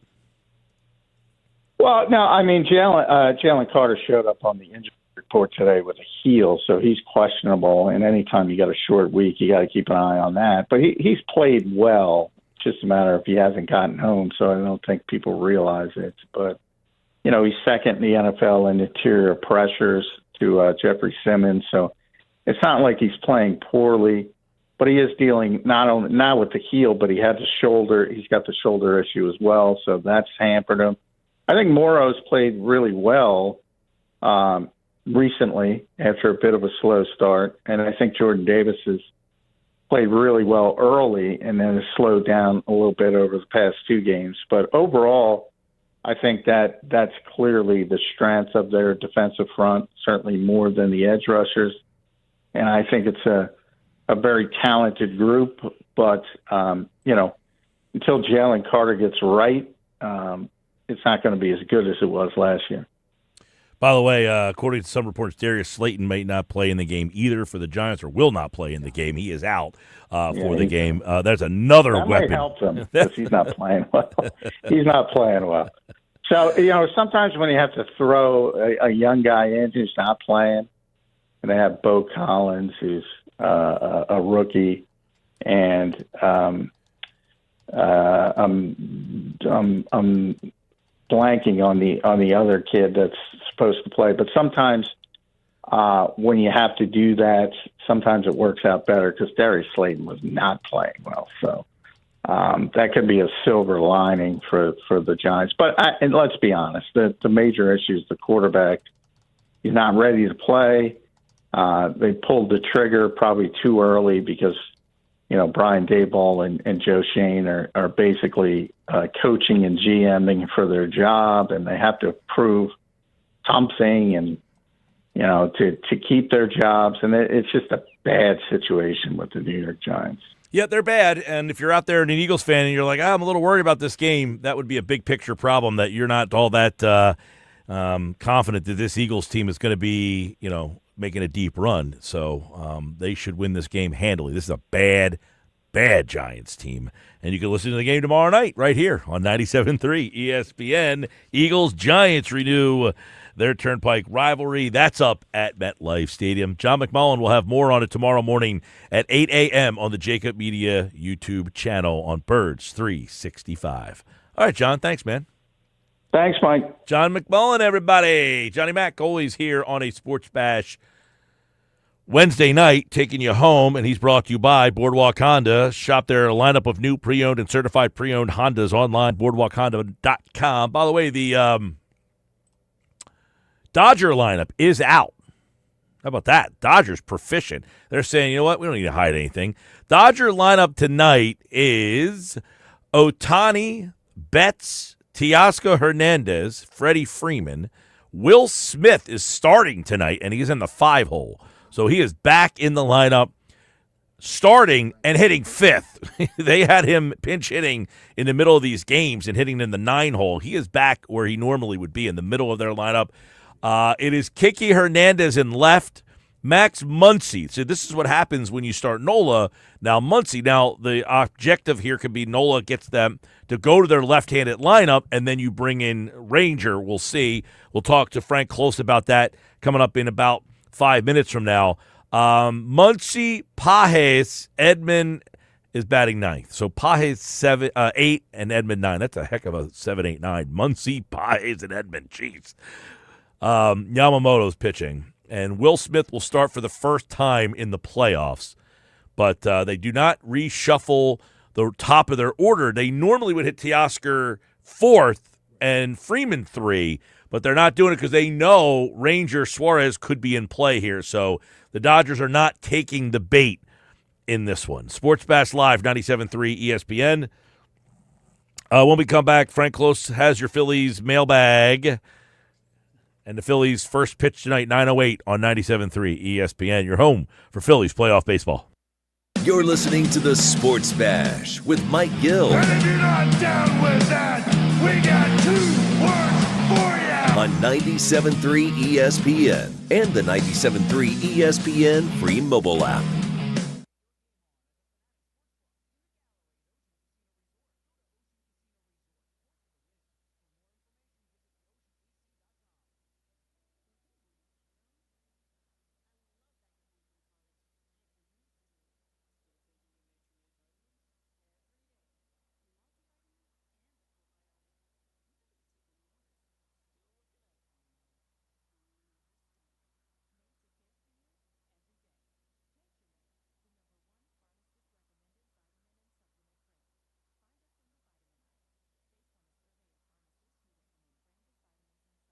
Crisp air, campfires, and tailgate parties under the autumn sky. Fall is RV season, and Whitehorse RV Center is your home team. Score big with the industry's best travel trailers, fifth wheels, toy haulers, and motorhomes. Perfect for game day setups or weekend getaways. Family owned since 1973, Whitehorse RV delivers transparent pricing, unbeatable service, and a personal touch you won't find anywhere else. Visit Whitehorse RV Center online at whitehorserv.com or at one of their 2 convenient area locations. Whitehorse RV Center. Your RV adventure starts here.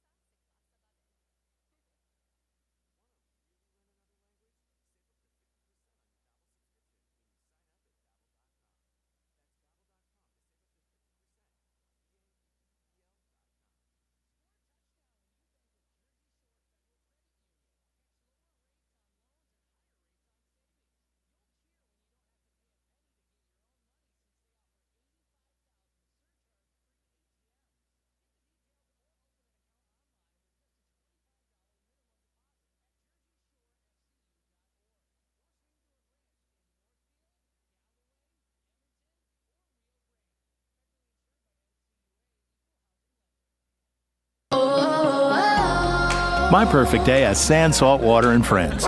But my moderate to severe plaque psoriasis can take me out of the moment. Now I'm all in with clearer skin thanks to Skyrizi. Risankizumab Riza, a prescription-only 150 milligram injection for adults who are candidates for systemic or phototherapy.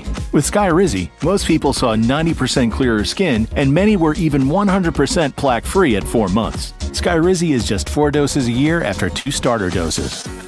Don't use if allergic to Skyrizi. Serious allergic reactions, increased infections, or lower ability to fight them may occur. Before treatment, get checked for infections and tuberculosis. Tell your doctor about any flu-like symptoms or vaccines.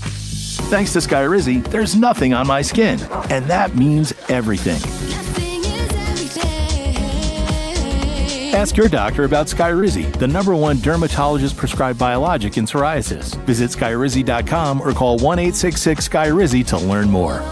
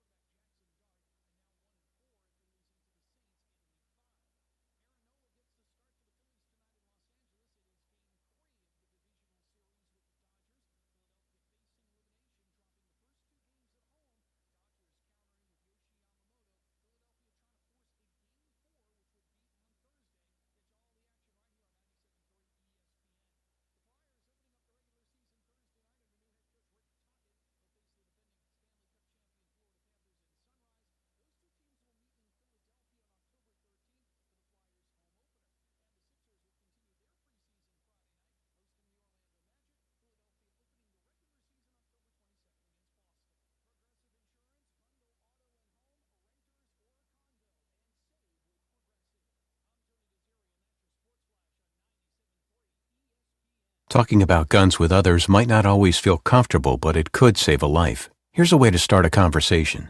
Your family is going over to your neighbor's home for dinner for the first time. How would you ask if there are any unlocked guns in the home? Hey, we're so excited for tonight. Before we come over, though, may I ask if there are any unlocked guns in your home? Our guns are stored securely, locked in a safe that the kids can't access. Awesome. Learn how to have the conversation at agreetoagree.org. Brought to you by the Ad Council.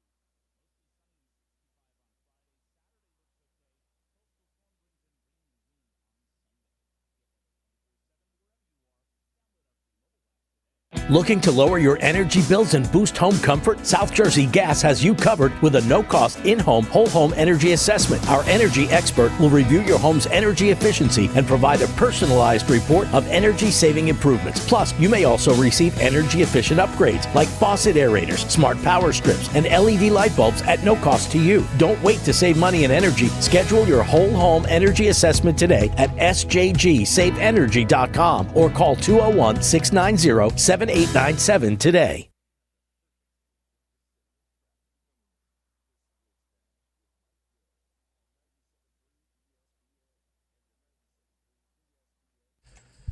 .532, 3 hours away from pregame coverage on 97.3 ESPN as the Phillies looking to save their season. Aaron Nola gets the start. Yoshi Yamamoto for the Dodgers. Yamamoto's been unbelievable. In the month of September, his home ERA under 1. 6 career postseason start, 1.21 ERA. It's pretty good. Aaron Nola, somewhat pedestrian playoff numbers, although he has some.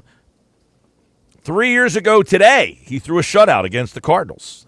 And you're looking to dial that back up.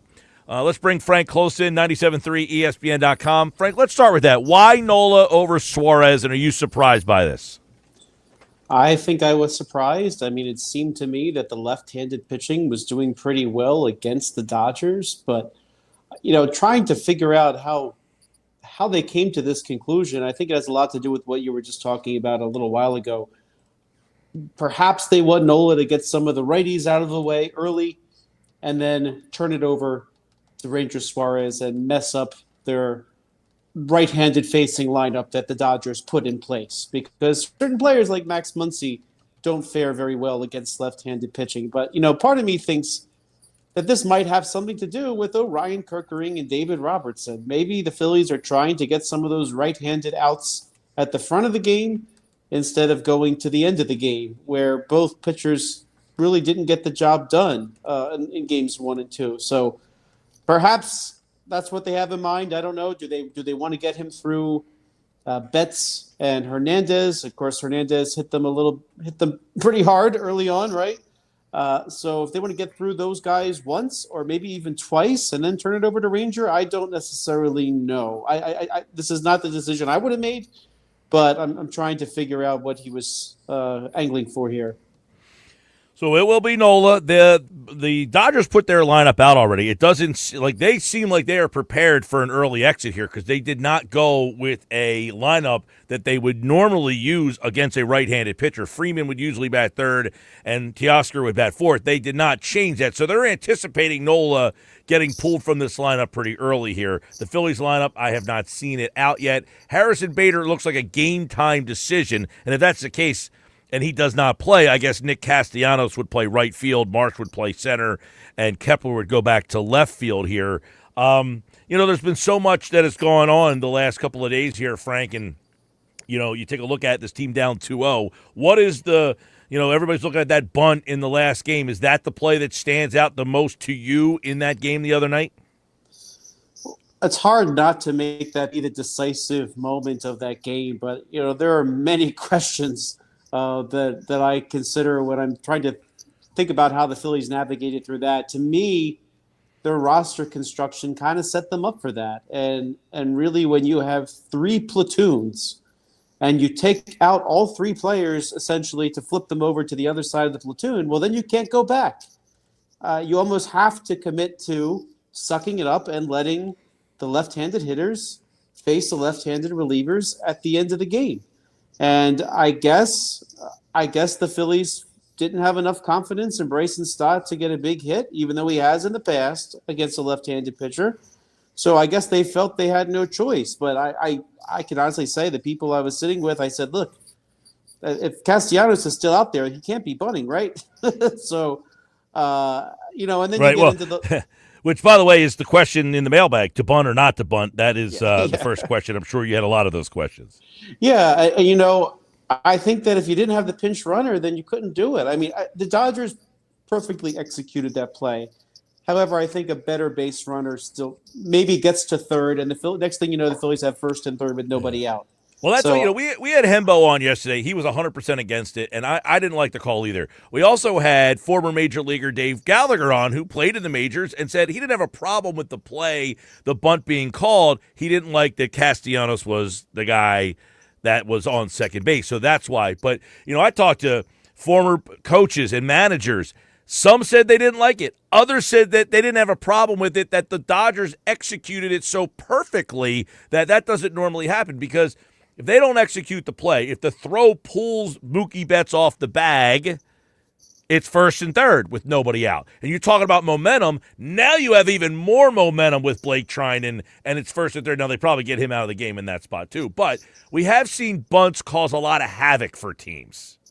They do, and honestly, if he didn't show bunt right away, they kind of knew it was coming by the time that the bunt was laid down, and it was laid down very well.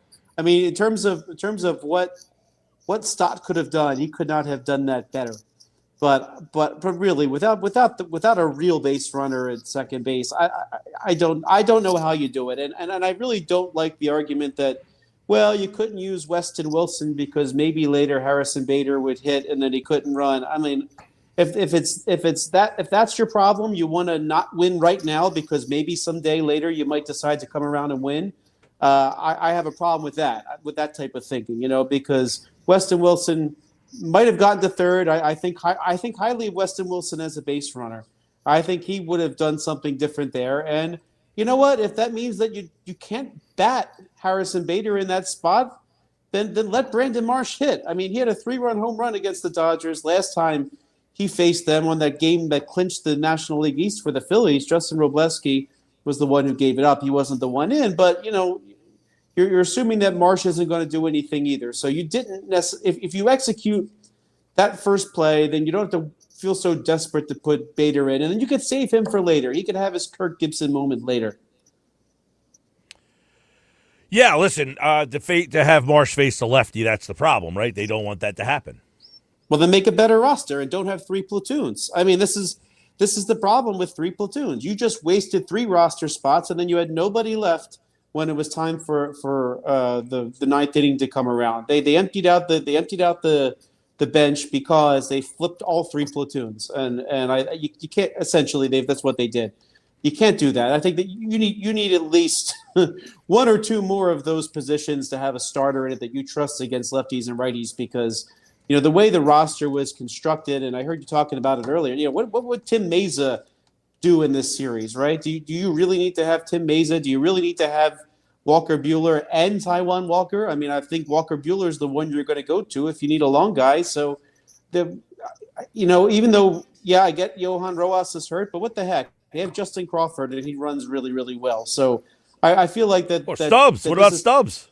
I would have taken that, but I think this is a wake-up call to. Well, I said I agree that the roster construction handcuffed them throughout this series because the amount of pitchers they kept that they didn't need, and then you have all these platoon situations, and this goes back to the way that they built this team. You've really hamstrung the decisions you can make because of all the platoons that you've been given, and then all of a sudden you have all these pitchers that you just don't need. So it is really minimize your roster. You have 2 or 3 guys. You haven't used Walker Buehler. You haven't used Ranger Suarez. You haven't used Taijuan Walker and Tim Meza. That's 4 guys on the team that have no role.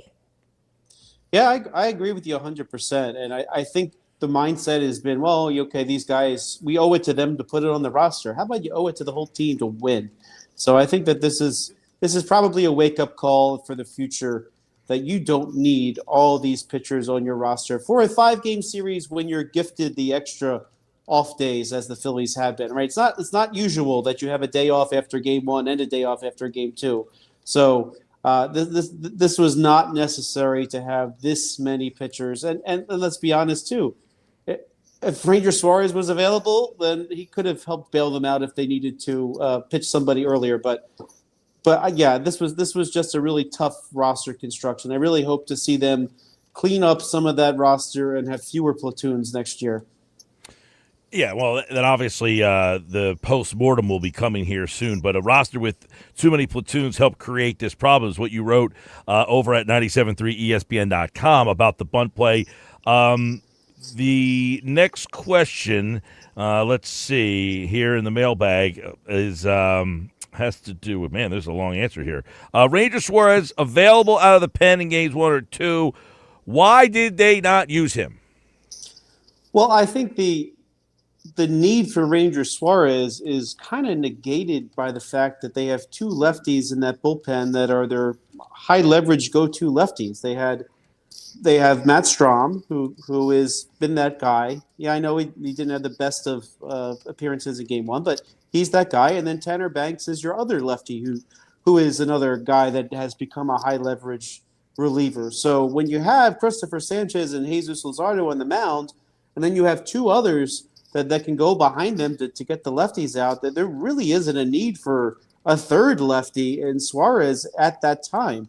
Now, I don't know if maybe they were worried in the back of their head that one of the pitchers might get knocked out earlier, and then they would have to rely on Ranger to sort of steady the ship, and knowing that he has the ability to pitch out of the bullpen because his past performance has showed him he could do so. But I don't really know. I personally would have started Suarez in Game 2. Now, I know there's been some conspiracy talk. Well, maybe he's really hurt, or maybe we know his back has bothered him over the years. Is it a back issue? I know some people are speculating. I mean, it sounds like he's going to pitch today.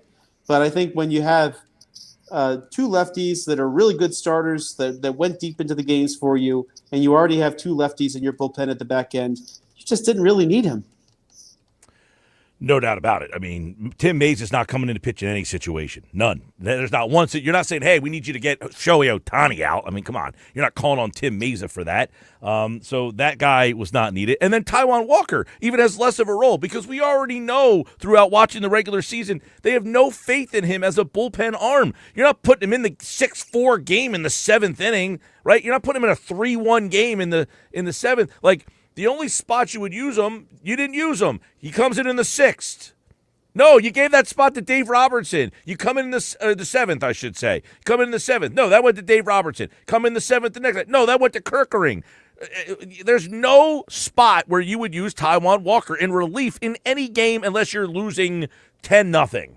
And at that point, oh well, you use whoever's got to go out there. But to keep two guys like that on the roster is brutal right now, specifically with the Harrison Bader thing. Yeah, so you really don't need. I mean, even you don't even need Ranger because you're good on the left side. It's the right side that's been troubling the Phillies, which is why that's why Nola is going to pitch some to start today. I know Chris's question. When is spring training? That's an answer for probably another day because yes, the dates have not come out yet. No, there's a World Baseball Classic this year. They're behind their usual schedule, but they'll work that out later. But just enjoy the series now. Well, listen, let's talk about that real quick before we run. They throw Nola tonight. If they actually win, you got Sanchez tomorrow. Then you've got possibly Luzardo, I guess, set up for the final game. Yeah, I do like that for the Phillies. If they can pull out tonight, they're facing Tyler Glasnow, who has not pitched deep into a game in a long time. He threw just 3 innings after September 1st before his relief outing the other night. So he's not really that stretched out. And I think that if they can win tonight and you have Sanchez on the mound tomorrow, if you can tire Glasnow out, it's those middle innings of the Dodgers bullpen that are particularly susceptible. And I also prefer the Phillies lineup when they have their lefties in because their splits have been so good against right-handed pitching. So I think the Phillies can get this to Game 5 if they can take today. I mean, I think what's going to come down to, Mike, are the big guys at the top of the lineup going to produce? I mean, that's been the story. That we can nitpick on some of these other decisions, but if those top 3 in the lineup have come through, then maybe we're not so much worried about some of the pivotal moments in these other couple of games because they just didn't do anything. All right, Frank Close's mailbag and the Phillies tonight right here on 97.3 if they ESPN. If they win tomorrow night, they'll be over on Rock 104.1 for a 6:08 first pitch. Frank, we'll talk to you then, pal. Have a good one, Mike. All right, there's Frank, and, of course, he'll have coverage of the game right here on 97.3 ESPN. We got so much happening there. We're talking a lot about this game and the moves and everything. Listen, ultimately, the Phillies right now need to win 3 straight, and to do so, they're going to have to start hitting the ball. We could talk about the bunt. We could talk about decisions. Their top of the lineup has been historically bad. All right, if you're the loser, what did Hembo say yesterday? Do we have that cut from Hembo? It's my favorite cut in the history of the show. I tweeted that out last night. Right? If you are the loser who focuses in on the manager every single decision of every single game. Here's Hembo yesterday. The manager stinks on balance is dumb guy commentary. And I like to live in a world in which I rebuke narratives. I live in the objective. I don't point to things that the average fan or the average media analyst might point to and say, in hindsight, this was a bad decision based on the results. I hate that. To me, there's nothing worse than the Monday morning quarterback who's second-guessing the bad results. And on balance, that's what we do as managers in Major League Baseball, and it's bad. It's dumb guy commentary. It's dumb guy commentary. You know how many dumb guy commentary texts I get blaming the manager for everything? Here's what I blame. Okay? The top 3 hitters are 2 for 21. They're hitting .095. They have a .335 OPS. I mean, you could put a hippopotamus in the dugout, and the 2 for 21 isn't going to make the hippopotamus look any smarter.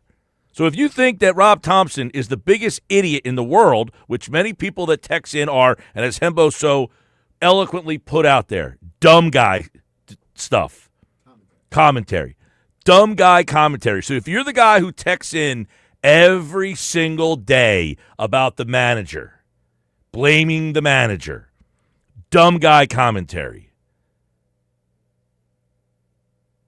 you can't have a team that the top of the lineup goes 2 for 21 and then say, oh, man, how come we're not winning this series? Right? You could focus on a bunt all day long if you want. If that's what makes you happy, focus on the bunt. I didn't like the bunt. I wouldn't have bunted. But I talked to plenty of people who coach, played the game, and some of them did not have a problem with the bunt. And I still don't agree with it. I'm not bunting in that situation with Nick Castellanos on second base. That's not why they lost that game. They lost that game because they cannot hit Blake Snell, and they lost the game before because they couldn't hit Shohei Ohtani. They got outclassed by 2 better pitchers. They had a shot to win that game. They made a decision that I would not have made. And there's nobody in the world that knows whether or not they would have come back to win that game. We all think they would have. The momentum seemingly was there. But as soon as Trinan's out, they bring Sasaki in the game. And then Sasaki has shut you down. So if you think Trinan was going to sit out there and keep pitching to everybody, dumb guy commentary. We'll close up the show coming up next.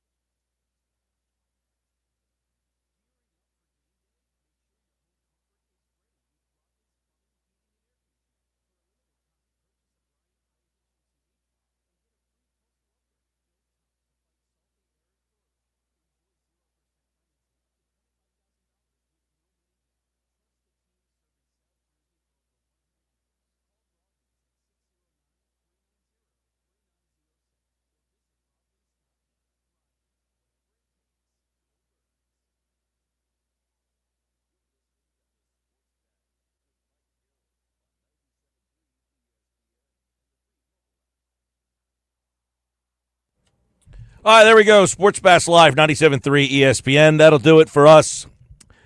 And, of course, tomorrow we'll be back with reaction to the game. Aaron Nola tonight. 3 years ago to the day, Josh, October 8th, 2022. Nola threw a shutout against the Cardinals. Can he do that again tonight? Feels like a century ago at this point. Listen, I don't think we'll see a lot of Nola tonight. His ERA in the first inning over 7. Not good. Not a decision I would make here, but obviously the Phillies like Aaron Nola. And, look, I think this has a lot to do with Nola's here long-term, Ranger is not. And I think the organization, unfortunately, has loyalty to Nola. And this was obviously planned out when they put Nola on the playoff roster. So we'll see how it goes. Talk to you tomorrow.